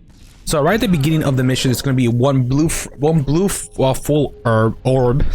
full blue orb in the beginning of the mission that you're able to get. But this is the mission where there's going to be the most blue fragments in one mission. There's going to be 2 secret missions here and and a few blue fragments. So the first secret mission is basically you just got to re-enter the Coliseum, and all this is just jump canceling or enemy stepping from the skulls and just getting the blue fragment. Bada boom, bada boom. Very easy, very easy. On higher difficulties, they will go into DT, like in Dante Must Die, they will automatically go into DT and they will try to bite you, so you gotta be very careful. But in normal difficulty, it's pretty easy. So now we gotta backtrack all the way back to the castle. And we pretty much gotta speed run through these sections, gotta backtrack to the castle, etc. The one boss that we're gonna fight in this mission is Nightmare, the first Nightmare boss. Now, on lower difficulties, he really isn't that much of an issue. He is pretty easy. There's one big strategy we gotta be careful. The one big strategy is you gotta be careful on how many times you destroy the core when fighting Nightmare 1 and 2, because each of the Nightmare fights will continue on the next encounter. So the one big thing we want to avoid is getting the red core, because if Nightmare gets the red core, he's gonna have a lot of damage resistance and he's gonna take a long time to beat. But before we do that, and before I get more into it, we're gonna encounter a new enemy, the Plasma. The best way to beat the Plasma is just to activate Ifrit, do a few grenades, little kick 13, really easy. In higher difficulties, there'll be more than one Plasma, but he is pretty easy. If you do use Alistar, he will pretty much spawn more enemies, so it's better to use Ifrit to take him out much quicker. That's pretty much all the enemies you pretty much encounter, and then you'll fight Nightmare, and then you have to do another secret mission where you fight more beautiful enemies, and you'll see which enemies they'll be. But Nightmare B is a pretty interesting boss fight, especially for the strats that people use against him. But he has 3 cores. He has blue, green, and red. We do not want to get the red core, because like I said before, he will have a lot of damage resistance and it'll take a long time to beat. So the way to not get the red core is to destroy the cores as little as possible, or at least to hit it as little as possible. I think like 10 hits is the maximum hits that we're able to do on Nightmare before it gets destroyed, because if we do destroy the core a lot, in the next fight he will pretty much have the red core, so we do not want to do that. So next fight he'll probably have the green core or the blue core. We do not want him to get the red core, because if he does have the red core, he have a lot more damage resistance, and we won't meet the time requirements to get the special bonus on this mission. Now, special bonus requirements for this mission is under 6 minutes and 1,000 red orbs. So he's pretty much easy to beat. Not too difficult on normal difficulty, really easy. So I will get sucked into the Nightmares to fight the bosses, mainly just so we could get the red orbs. It's better to fight, because first you'll fight Phantom, then you'll fight Nilo Angelo. Well, first you'll fight Phantom, Griffin, and then Nilo Angelo. But it's better to skip Griffin, because he kind of takes a long time to beat and to fight, so it's not really worth fighting Griffin. It's better just to fight Phantom and fight Nilo Angelo. So I do get sucked in. I wasn't planning to get sucked in right away, but I got sucked in. But on normal difficulties, we don't really have to worry about the cores, because it won't be that difficult to beat, even if he does get the damage resistance. But you'll see that he does have some damage resistance if we do get the red core. But on normal difficulties, it doesn't really matter. The one difficulty we gotta worry about that is on Dante Must Die mode, because it will be very dangerous. It will suck if Nightmare B has the red core, and it'll take a long time to beat. So Nightmare B is a pretty interesting boss fight because of the cores, because those cores carry on onto the next encounter, which is really cool. Never really knew that about that strategy about Nightmare. So it's really cool to actually see that it carries over on the next encounter for the Nightmare fight. So these are kind of like lesser versions of the bosses that we fought. They have much less damage. We're able to take care of them much quicker. The same strategy for Phantom is to double jump and get that critical hit. I was almost close on getting hit. Thank God for jump cancel. So, and this is one of his moves that he gets on the second phase of Phantom. The second time we fight him is he gets that meteor attack. But we're able to finish off quickly, get those orbs, and pretty much meet the requirements for getting the perfect the special bonus. And of course, we do some big damage every time. So you gotta be very careful with these guys, because if you're not careful, they will kind of cheap shot you. There was moments in this mission where every time I fought Nightmare, the one thing that was doing damage was those guys. Those are kind of the moments where I always got hit by those guys. I always took damage from them, because every time they kind of popped their little crystal, it was really annoying. After we defeat Nightmare, we have to go backtrack more to activate the secret mission in this game. Now, luckily, I was able to beat the secret mission on the first try. So in the secret mission, we had to defeat 4 shadows. 4 goddamn shadows. This game just loves to make you fight shadows, and especially a lot of them in one room for sure. But luckily, in the first room, in the secret mission, there's only 2 shadows in this room, which is not that bad. So it's better to just shoot one and activate one and take care of them. Luckily, that's the screwer. We're able to get that critical hit, and now we just gotta avoid him and not get a command grab. But luckily, I was able to do this on the first try. I was even surprised myself. The one thing that was messing me up is just the Nightmare fight to get that no damage. So I use that air raid just in case if I mess up the jump. So I shoot him, activate him, wait for him to do the screwer, and bada boom. So luckily, all these shadows pretty much play very nice, except the last one. I think the last one was a little more tricky to get. Almost fucked that one up. The top of the plane kind of almost messed up my jump. I almost got messed up there, but luckily I did it. So it is also kind of dangerous to use air raid to fly. You just gotta be careful where they shoot their screwer. The screwer, you gotta be very careful because it could hit you. You just gotta be very careful the way you fly. So we pretty much gotta search the shadows and where they're hiding. They're not too hard to find. There's the one that's gonna be up here. So again, it's better to like get them to use the screwer so you can just kill them easily. Sometimes they don't play nice. They are random, so you gotta be very careful. So since he didn't decide to do the screw, he does that. I decided to, okay, not worth it. Let me get out the way. Let me get some space. Let me get some breathing room. But then he decides to play nice, which is very nice. I like it. So thank God. And in this open area, it is much easier for him to avoid because you have so much area you can just run around. And when you hear that, you're just able to go to the next room. So the next shadow boss or fight will be in here. So you gotta be very careful because you won't see him right off the bat. So you gotta be careful what he does. You gotta keep an eye out for the sound cues of what he'll do, because he will charge at you just like that and pretty much try to command grab you. You gotta be very careful.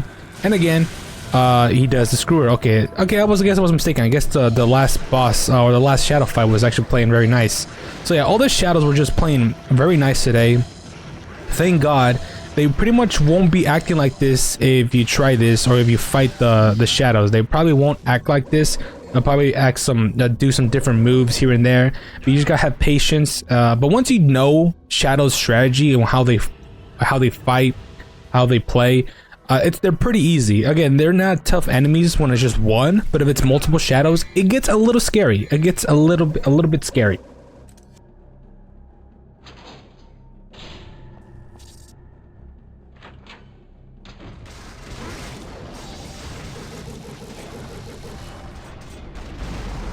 So of course I want to get some DT because I need to fly through the bridge with some DT so we could get this in a time limit.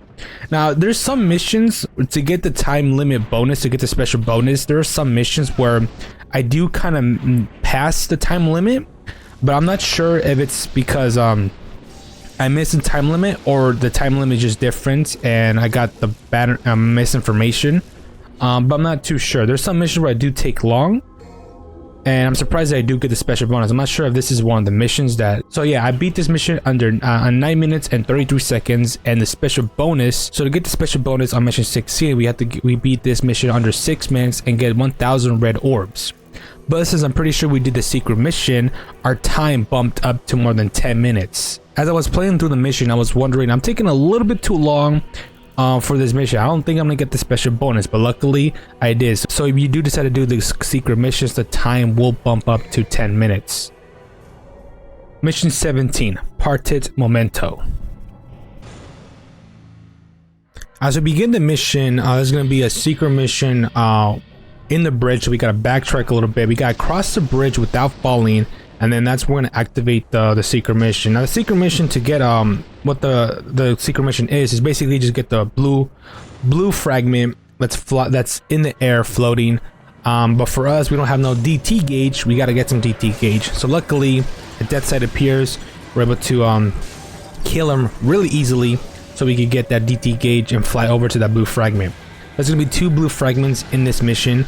Right here in the secret mission, and also one right before we fight Neil Angelo. So we took care of the death side very easily, very nice, very smooth. So now we're gonna pop DT and use air raid to get the blue fragment. The requirements to get the special bonus in this mission is you need to complete the mission under 7 minutes and get 600 orbs in total. Usually there's some red orbs that spawn in right as we enter those mirrors. But for some reason, they didn't spawn for me. They didn't spawn for me. I think the reason why they didn't spawn for me is because we, after we defeated Nightmare, we went to do the secret mission, and I think it canceled it out or something. I'm not sure, but usually we do get some big red orbs over there, but this time I guess we didn't. So now I'm just pretty much destroying objects so we could get the 600 red orbs requirement for the special bonus.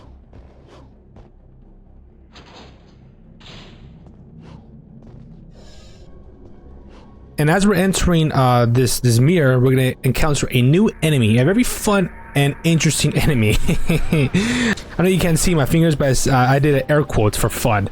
But Frosts are pretty cool. Sometimes they are able to cheap shot you. They're not bad enemies. They are pretty cool. This is the first introduction to Frost enemies. So you gotta be very careful because sometimes they will cheap shot you. They will attack you when they're off screen. But if you just use Inferno DT Ifrit, you're able to pretty much destroy him easily. There is a combo you're pretty much able to do and just kill him in one combo stream. I do show it a little bit near the end of the mission when we find him again. We'll show you the strategy, the combo I used to defeat him. It pretty much is DT 13 kicks 2 times in the beginning, and then do our 4-hit combo, and the last hit of the combo we just charge our kick to deliver that massive damage. That's pretty much the combo I used to kill Frost. Very easy in 1-hit string, just so we could kill him easily and not have to deal with them whatsoever. Or you could use Inferno, spam Inferno, and just kill him much faster, pretty much. So now in this part we had to deflect 3 fireballs at this dragon or dinosaur, whatever the hell you want to call it, right? We pretty much got to deflect the 3 fireballs. Now, fun fact, this wasn't my first try beating this mission. I actually had to retry this mission a couple of times, mainly because I keep messing up I kept fucking up the deflecting the fireballs. I kept messing that up. I got hit with the fireballs. It wasn't even the Neil Angelo fight or any of the Frost fights that hit me. It was this was the part that was messing me up a lot. I don't know why I suck at my fireball game to deflecting. My parrying skills suck. I apologize. It took me a while, mainly because of this part. So the last blue fragment in this mission is going to be here, and after that we pretty much got just vortex over there just to get the Quicksilver, so we can activate the door and fight Neil Angelo one last time. Well, not one last time, but the official, because we are able to fight Neil Angelo a 4th time during the Nightmare boss fight, right? So the strategy I use for Neil Angelo is the same thing. We use slash cancel DT to deliver that big damage, and then we jump away and Neil Angelo will do his fireball, because once we jump away he will automatically do the fireball. I don't know why, he just does it. I'm not complaining, he will just do the fireball. But if we do keep him in that loop, he will not go into his second phase. And the second phase in that fight pretty much is he's gonna use his summon swords. He's gonna use his summon swords. And he's gonna do more crazy ass attacks with the summon swords, which is very scary. But luckily we're able to pretty much skip that phase if we do keep him in that loop. If we do some slash cancels, jump away, he'll do the fireball. We use DT to get to him quickly, and then we will finish him off quickly without him actually going into the second phase. So that's the one strategy that I use for this fight. Also, to defeat Neil Angelo, you're able to use also Ifrit as well. But for me, I have more practice and I'm more confident in my ability to beat him easily with Alistor. But maybe in my Dante Must Die run, I'll try a different strategy to beat him, right? I'll use Ifrit maybe to beat him easily. You are able to use Ifrit using that one charge move of Ifrit when Neil Angelo blocks. You are able to kind of stop him. You're able to make him, you stun him for a little while and actually do some big damage with kick 13 and DT form. So there's actually pretty cool ways to beat Neil Angelo with Ifrit. And so right now I'm just kind of farming for red orbs because we got to meet the 600 red orb requirements to get the special bonus. It doesn't really take me that long, but we need to beat this mission under 7 minutes, and that was the one thing I was kind of worried about. Like, I need to hurry up. If I don't hurry up, I'm gonna miss time. I'm gonna have to do the damn fireball deflecting once again. That was the one thing I'm pretty much worried about in when playing these missions. It's not even some enemies I'm worried about. It's some sections in the game, like the fireball, by deflecting the fireball, and also the airplane at the end of the mission. I'll get to it when we get to that mission, right? Where I'm pretty much more afraid to not take damage, because this is a no damage run. I'm doing this run with no damage. That is my goal for this this run, to get this with no damage. But keep in mind, this is a normal difficulty. It's not like it's a really hard difficulty. But this is just like a practice run for me, so I could get better, get some strategies, etc. to beat this mission under the time limit. I paused there because I was checking if I had enough red orbs for the special bonus requirements, but I just need to defeat a few enemies just a little bit, right? This wouldn't be a problem if the red orb spawned in the beginning of the mission, or at least when we enter this, or to go through the bridge to get that secret mission, right? Usually our red orbs do spawn there and I have to worry about that, but it didn't spawn for me, so I have to farm a little bit of red orbs.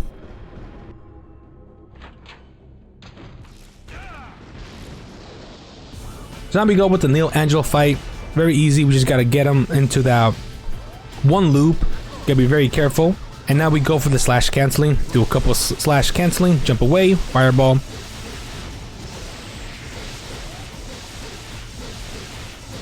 Jump away. Fireball. So if you just pretty much do this and you have full DT, you'll pretty much destroy him easily. And he'll pretty much skip the second phase of the fight.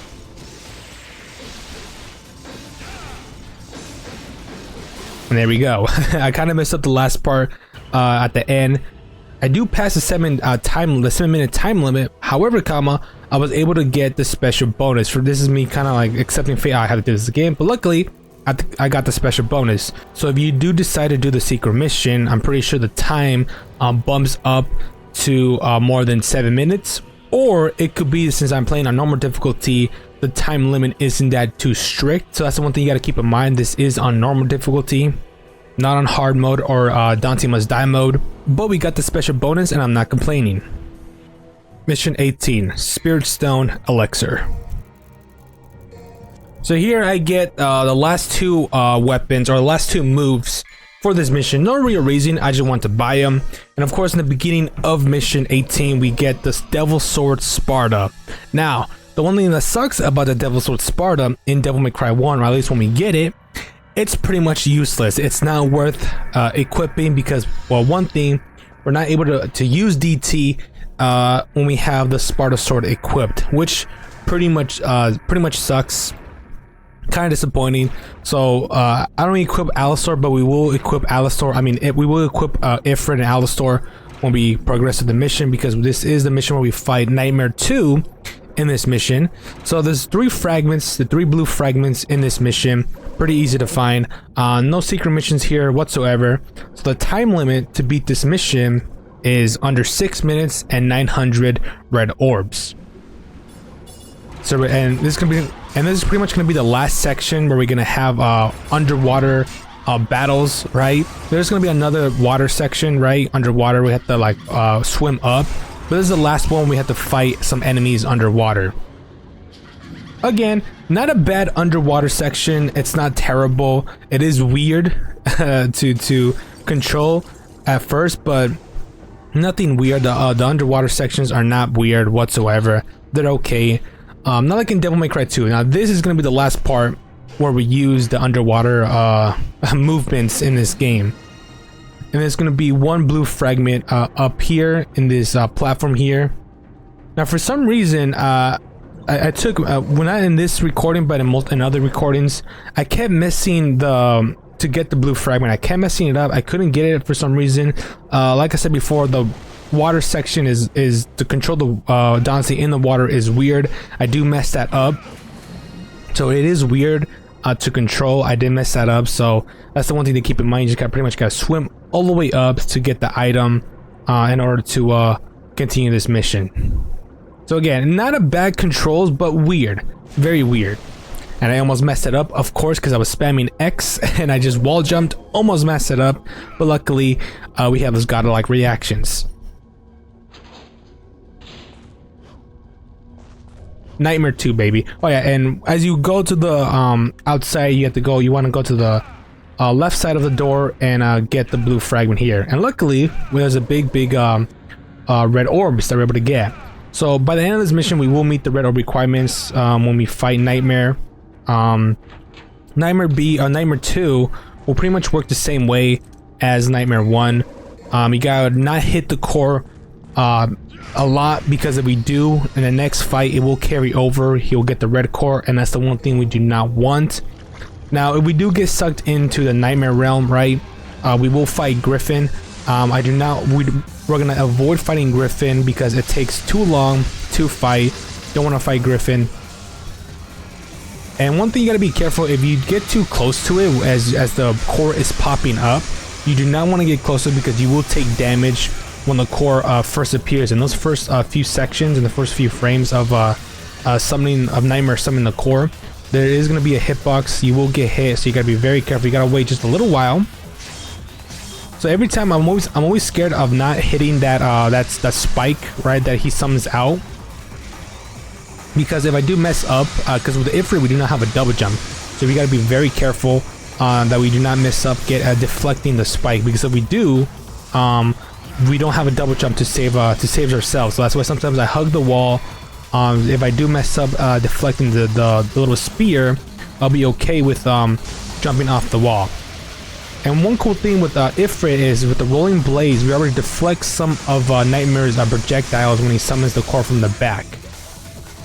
So that's one cool thing to know. The reason why Ifrit is the best weapon to use on this fight. And of course, you gotta be careful with those guys, because they will kind of cheap shot you. You gotta be careful. Those are the one enemies I'm most worried about in Nightmare 2. And there's a little spike thing. You gotta be very careful. Luckily, I was able to hit it right away. Once you hit it, it will go back right away.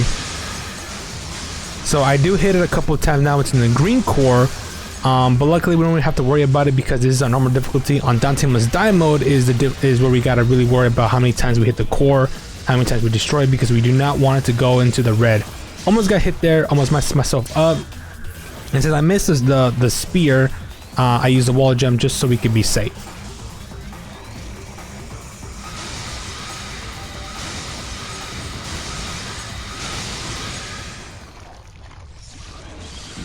Again, this is on normal difficulty. We'll pretty much, I don't have to practice a lot on Dante Must Die mode, because I don't want to fuck up, don't want to get hit, don't want to break his core in the first or second fight. It's better to hit him as many times in the third fight, because Nightmare 3 is the last fight that we're gonna fight him. So it's better to just hit him as many times as we want in the third fight, because hitting him a few times doesn't really matter, because Nightmare 3 will be the last Nightmare fight in this game.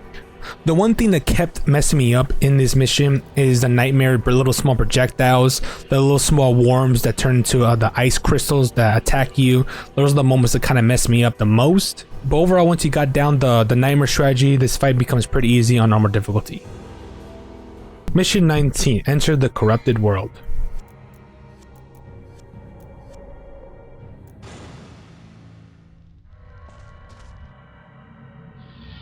Now for mission 19, there's going to be 2 blue fragments in this mission, and the requirements to get the special bonus is to beat this under 3 minutes and 30 seconds and to collect 500 red orbs. So that's the one thing I was kind of worrying about, is collecting enough orbs for this mission to get the special bonus. That was the only thing I was worried about. But luckily I was able to get it, so you could kind of see me farming for some red orbs, at least try to get some red orbs. So one of the blue fragments, it's going to be in here, or actually I lied, it's going to be 3 blue fragments in this mission. One right here, and it's going to be, I believe, an untouchable or a holy water up here. Untouchable, bada boom. So you are able to get this blue fragment in mission, I believe mission 16. Right when you defeat Nightmare, you are able to get this blue fragment if you choose to, or you can wait to mission 19 and get it. So right as you enter this room, Nightmare B will show up. That's where Nightmare B will show up if you do not collect Nightmare B in mission 15.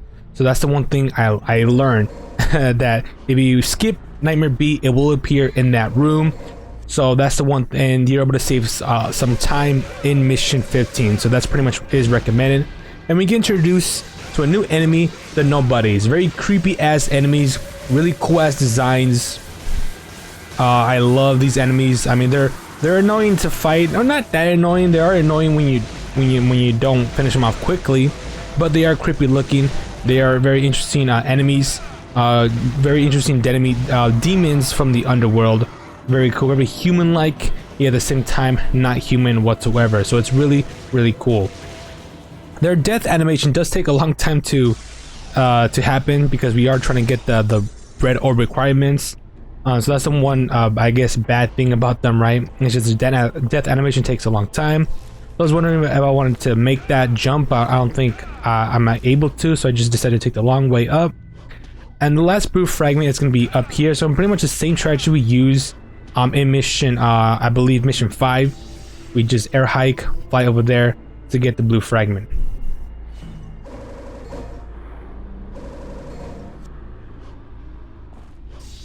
But there's also another short mission. There's gonna be a couple of short missions end of the game. The only somewhat long mission is mission 22, or at least mission mission 22, because of the Mundus fight. But if you know the strategy, it really won't take that long. And that's we got everything all cleared out. We just got a platform all the way back to the Nightmare, and I do kind of mess up that jump. I did not actually mean to jump down there. I messed that up. So you have to go there and get these kill these enemies as quickly as possible to meet the requirements for the time limit for the special bonus. And as I was jumping down here, I was like, oh no, this kind of works. I do need a few red orbs so we can get the special bonus. That was the one thing I was kind of hoping to get. But after that, it's pretty much a simple mission. Just the Nobodies are the one enemies you just gotta worry about. We enter the underworld and we meet the requirements to get the special bonus in this mission. Now the overall underworld section in this game is really cool, very awesome to look at, very creepy. It's just as cool as the demon world to look at. So we complete the game, we complete this mission under 3 minutes and 50 seconds, but we are still able to get the special bonus. So like I said before, there are going to be some missions where I don't meet the requirements, or at least the time limit. But still, I'm still able to get the special bonus, mainly because we took no damage, we got the orb requirements, etc. But keep in mind, I think the reason why it does it is because I am playing on normal difficulty, not on Dante Must Die mode. But I'm pretty sure on Dante Must Die mode, it's going to be a lot more stricter time. But at least for the normal run, we got the special bonus, so we're good. Mission 20, Showdown with Nightmare. So this mission is pretty much just a boss fight. We are going to fight a few Frost in the beginning. And I do kind of somewhat sample the combo a little bit with when fighting the Frost, but I pretty much don't really do it that well. So I do take care of these Frosts quickly. Now we'll pop DT Inferno just so I can kill him quickly, so we can get the red orbs. So this is going to be the last Nightmare fight, Nightmare 3. The mission requirements to get the special bonus in this mission is to complete this mission under 4 minutes and 30 seconds and get 700 red orbs so we can get the special bonus. So Nightmare 3 is one of the scary fights in higher difficulties because the one thing we want to get is to not get the red core, because if he does get the red core, damage resistance, he'll take a long time to beat. And I hug the wall because I know I messed up the first to deflect the first spear, so I hug the wall to wall jump so I can be safe, just in case I mess that up. And since this is the final fight, it doesn't matter how many times we hit the core, we could just pretty much destroy it, because it doesn't matter. We're not gonna fight him whatsoever. We're officially gonna kill him in this mission. So I get sucked in so we could fight Nilo Angelo, and get some get the red orbs requirement from Nilo Angelo, and pretty much kill him easily. So we're gonna use the same technique like we've been using the entire time. This is gonna be a Nilo Angelo 1, I believe, so he's not gonna use no summon swords whatsoever. So this is Nilo Angelo 1. Very easy fight.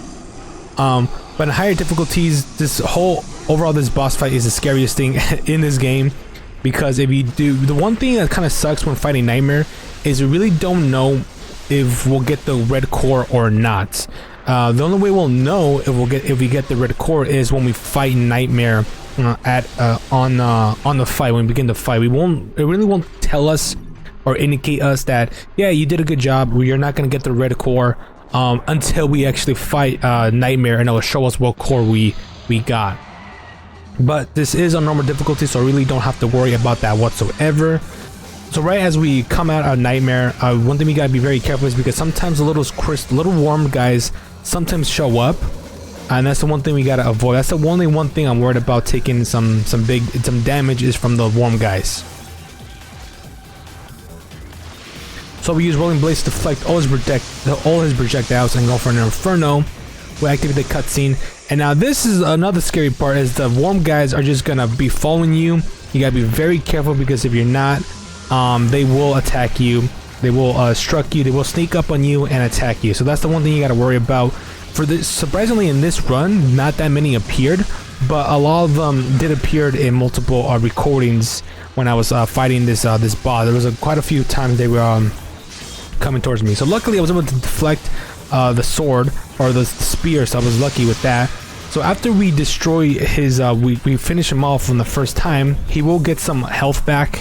He will turn into this scary ass form, which pretty much he shoots a bunch of projectiles to start shooting you everywhere. But the best way to deal with it is just to go air raid and just start attacking him from the distance. But you want to keep moving, because if you do stay still, you will get hit. So it's better to keep on moving and not stay still, because if you do stay still, you will take damage. But luckily, we were able to defeat this boss nice and easy, get the special bonus, beat the mission under 3 minutes and 30 seconds, and get enough red orbs for the special bonus requirements. So this is on normal difficulty. It isn't as scary, but once we get into Dante Must Die mode, I will truly show you how terrifying Nightmare 3 can be. Mission 21, Living Cave. Alright, so we begin the final mission, or at least the final mission to that, or at least the mission that leads to the final boss room, right? The last big room. And in this mission, to get the requirements for the special bonus is we have to beat this mission under 5 minutes and get 700 red orbs. And of course, it's going to be the last mission where the last secret mission, secret mission 12, will be at. And this secret mission is pretty much the longest one. The longest secret mission. Getting the blue orb, it's gonna be one full blue orb.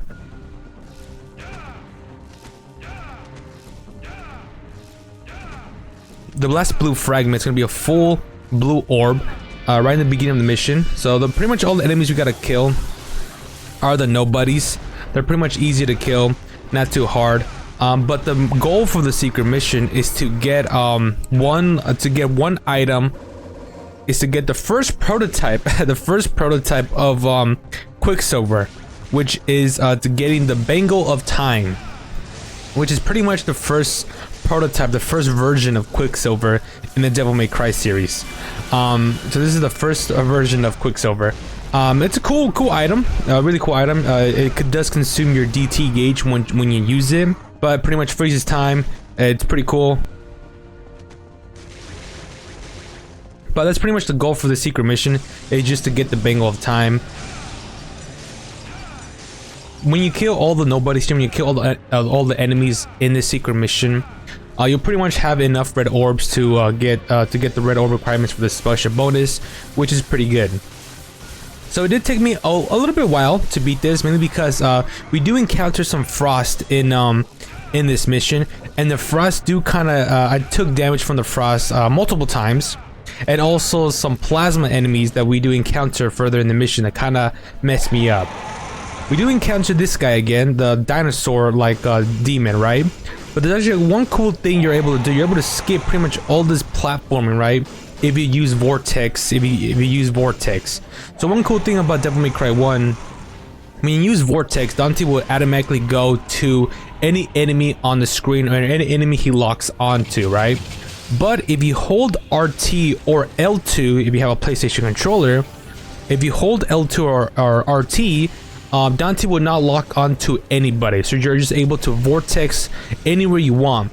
But if you do Vortex against the dinosaur, right, that was throwing his fireballs or his fire breath, right, you're able to basically target him and fly all the way up, and then holding RT to stop locking onto him and fly all the way up. So that's one way you're able to skip all this platforming from here. I'm doing the slow way because I didn't know about the strategy. If I did, I would have done it and I would have been able to skip all of these enemies for sure. But so I'm being very extra careful. You saw me kind of use a grenade launcher because I don't want to get hit by them. And one thing you have to worry about when fighting the Frost is when they go into the little shield of ice, right?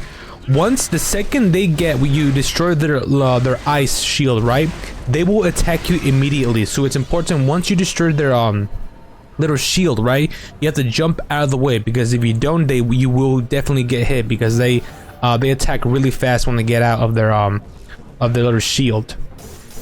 So after this, we pretty much have enough red orbs to meet the requirements of the special bonus.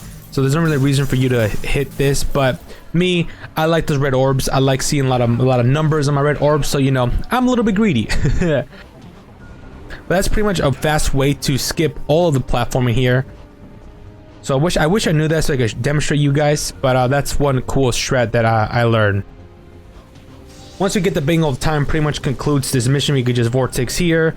And once we have Vortex level 2, we're pretty much able to skip a lot of places in Devil May Cry 1. And this concludes the final secret mission on Devil May Cry 1. So now we gotta complete the regular mission, the Living Cave. It's one of the cool missions where we go into the underworld. It's such a creepy ass underworld, a very Lovecraft type of vibe, where the whole cave is a live cave. It's moving, it's breathing, you see tongues in it. It's such a really cool design. One cool thing I love about Devil May Cry in general, and most of all the Devil May Cry games, is the different versions of hell they have. Each Devil May Cry game has a different version of hell. Somewhat similar aspects, but once you go into the underworld, it's all very different. It's really cool, and I like to see that different versions of hell. So it's really cool. My favorite version of hell is Devil May Cry 3's version of hell. The underworld in there just looks very cool, very aesthetic pleasing, very beautiful to look at the same time, even though we're in the underworld. So it's very cool.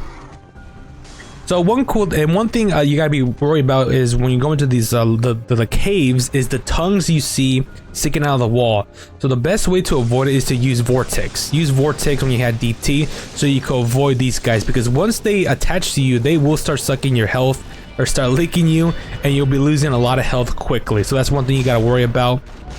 You just gotta be careful of the tongues. It's better to have DT and Vortex, so you're able to avoid that much more safer. And again, here's a perfect example of why the grenade launcher is the best gun in the game. You're just able to basically destroy them, keep them stunned, and it's pretty much easy.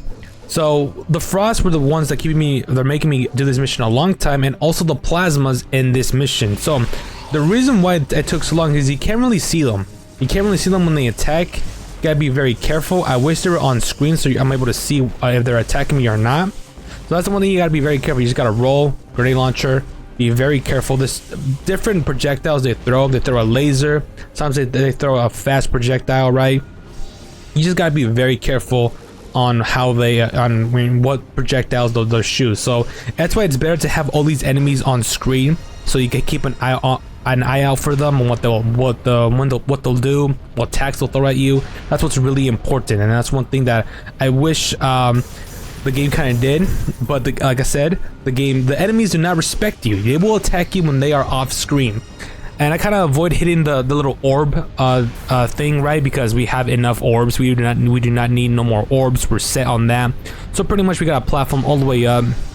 You are able to skip some stuff, but me being scared on jumping and platforming and stuff, I decided just to take my time. I'm like, I'll make it in time. I won't have to worry about it. But if you do like somewhat take the long way, you are still gonna make it to complete the time requirements. I mean, pretty much clear the time on 7 minutes and 23 seconds once again. And the time limit, it is under 5 minutes. But since we did the secret mission, the time limit kind of bumps up a little bit. And like I said before, we are on normal difficulty, so it could be a lot different for the special bonus requirements on normal difficulties. But hey, we got the special bonus, baby. Mission 22, Legendary Battle. So in here, I'm gonna buy all the blue orbs to max out our health, to max it out, because we have enough red orbs to buy all the blue orbs, right, to max out our health. So we completed that as well. We completed all the secret missions, max out our health and our devil trigger gauge. So here is the most Kamiya moment of all time. So you know Kamiya loves his type of shooters, right? And we definitely see it in Devil May Cry 1. So we fight Mundus, which it pretty much is a pretty cool boss fight. I usually do love Mundus's boss fight. It is really cool, very awesome. So we finally are using the Sparta. We are able to go into our Devil Trigger, one fighting Mundus. So in normal difficulty, he is pretty much easy. He doesn't throw that much attacks when he's on normal difficulty. When he's on Dante Must Die mode, he is gonna throw a lot of shit towards you. So once we have our Devil Trigger gauge, we unleash a cool looking ass dragon. We use that to deal more damage, and if he does summon a few projectiles, a few of his friends, right, we're able to activate Devil Trigger, summon the dragon, and it will automatically destroy his little balls that throw out projectiles, which is really cool. So here, if we throw our summon dragon and we do a vortex at the perfect time, we're able to hit him in the critical hit and get all that good damage. So now we're entering the second part of this fight, the second phase, Mundus 2. And so right in the beginning, we do our round trip, and we do charge up a full fireball right at the start, and we do a second fireball right away. So this is our normal difficulty. He does have little health. We're gonna do some big damage for the strategy I used when defeating him. We're fighting him on Dante Must Die. It's pretty much the same strategy. I mean, you gotta be very careful when he punches you. You gotta evade perfectly, because when he punches some rocks, the rocks will hit you, so you gotta be very careful. And since when he hits the ground, he will either summon a dragon or summon these projectiles, these lava just coming towards you. The best weapon to have during this fight is the shotgun, because you want to use the shotgun to destroy his little friends, his little projectiles, really easily. So I tried to get some DT, didn't have enough time, so I just went for the normal counter, the 3-hit combo. So that's the one thing you're able to do, counter his hits. He's a very, very simple boss fight in normal difficulties, and we cleared that on the first try. I was able to beat this mission on the first try, get the special bonus, get the no damage run, get the S rank on Mundus on the first try. I have fought this boss a lot. I practiced on this boss on my Dante Must Die run when I made my road to Devil May Cry 5. Fought this boss so many times. It is a really cool boss, a very Kamiya moment right here, right? On higher difficulties, we will tackle this one more time, and you will definitely see how different it is compared to normal difficulty. Mission 23, Mother's Guide. Now, this mission took me, I think, the longest. And it's crazy to think that this took me the longest time to beat, or at least the longest time to get a no damage on this mission. And overall it's a very simple mission, a very Capcom moment, right? The island's about to explode, we gotta get out. Pretty much it's what this is. And it took me a long time to beat, mainly because I wanted to get the no damage run. So it was very, very difficult. So we're first going to encounter one Frost Red, which to destroy me easily, and here's another example of to kill the nobodies. Another faster way is to just use Inferno, spam Inferno, and you're able to kill them very, very easily. So this did take me, I think this took me the longest to beat, to get the no damage run, because of the last section of this game, which is we just fly an airplane out of here pretty much. So, and to get that no damage is pretty difficult if you don't know where to maneuver around. So here's a perfect example of to kill the Frost in one simple string. Do the 13 kicks 2 times, and then finish him out with a 4-hit combo, charge up the last hit, and you're able to easily kill the Frost very easy. And since the requirements for this mission to get the special bonus is to complete this game under 7 minutes and get 600 red orbs. So, and another perfect example of the combo. A very easy way to kill the frost is just use Ifrit. But yeah, overall this is a simple, very easy mission to do. But if you are trying to do the no damage run, it is kind of difficult, especially if you want to do a no damage run on the airplane section. Now we enter the last part, so I do shoot a couple of them just to get a DT gauge. We do fight one final boss, one final encounter with Mundus. I do pop DT here to use air raid to kill him in a safe distance. So one thing you gotta be careful is you don't want to stick near be near the stairs, because if you do, they are able to hit you if you use air raid to do a little quick a little nice cheap shot on you. So you gotta be very careful not to be near the stairs because they will hit you. And so we will fight Mundus one last time.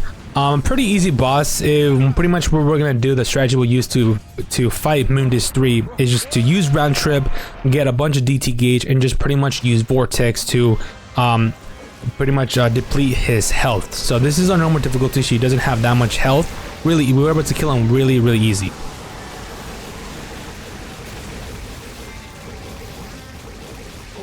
And that concludes the first part of Mundus 3.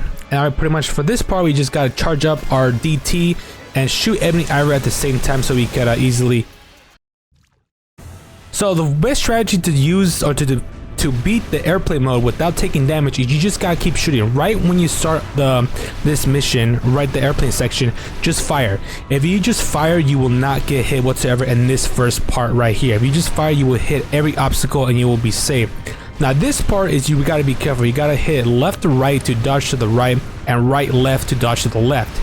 And here's where you gotta kind of maneuver a little bit so you won't get hit by some of the corners here. Now it looked easy enough there, but this section took me a long time to no damage this part because I played this part so many times. I got hit every time. This mission overall is easy, but if you want to do a no damage run on this mission, you gotta be very careful. You gotta have some good practice on this mission, especially getting the no damage on that part. But overall, I was able to do it. You have no idea how happy I was to finally get a no damage. I was celebrating, which is why the cutscene was playing. I was relieved. I was happy because it did take me a while to getting no damage on this section because of the airplane section. You guys gotta avoid the rocks, some of the corners especially.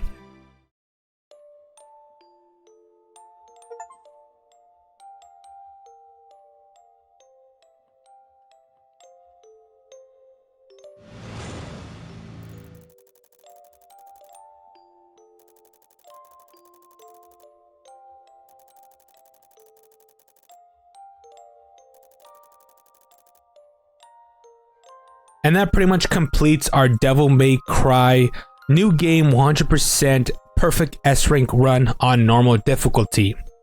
We were able to complete all the secret missions, take no damage, beat every mission with an S rank, any special bonus, max out our health and devil trigger gauge, bought all the moves for the weapons, collect every weapon, use no items, and I'm happy with the run. Of course, I do plan on doing a Dante Must Die run difficulty. However, I am going to take some time to practice. Now, if you guys want to see a hard run difficulty, the same method, just in hard mode, I will gladly do it. Hopefully you guys all enjoyed my run on this game. This game is still fun to this day. I still have fun playing this game. This game is hard. Some moments I was getting frustrated. Mainly the airplane section is the part where I was getting very frustrated because getting that no damage is kind of difficult because you gotta know where to avoid, when to shoot, etc. I do plan on doing a perfect S rank run on all the Devil May Cry games, but like I said in the intro, I need to practice. I need to get good. I'm gonna do a couple of practice runs so I could get a perfect run on each mission of the Devil May Cry games. I do plan on doing a Dante Must Die run on Devil May Cry 1, getting a no damage on each mission, an S rank, a special bonus, no items. That's what I plan to do in the future. But of course that will take some time because Dante Must Die difficulty is pretty hard, especially on this game. So it's gonna take some time. I need to practice. I do plan on doing more runs like this. Let me know if you guys want to see a hard run difficulty before the Dante Must Die run. But yeah, I appreciate you guys for watching, and I'll see you guys next time. Peace. Reap the tears of the victims' cries. Yearning more to hear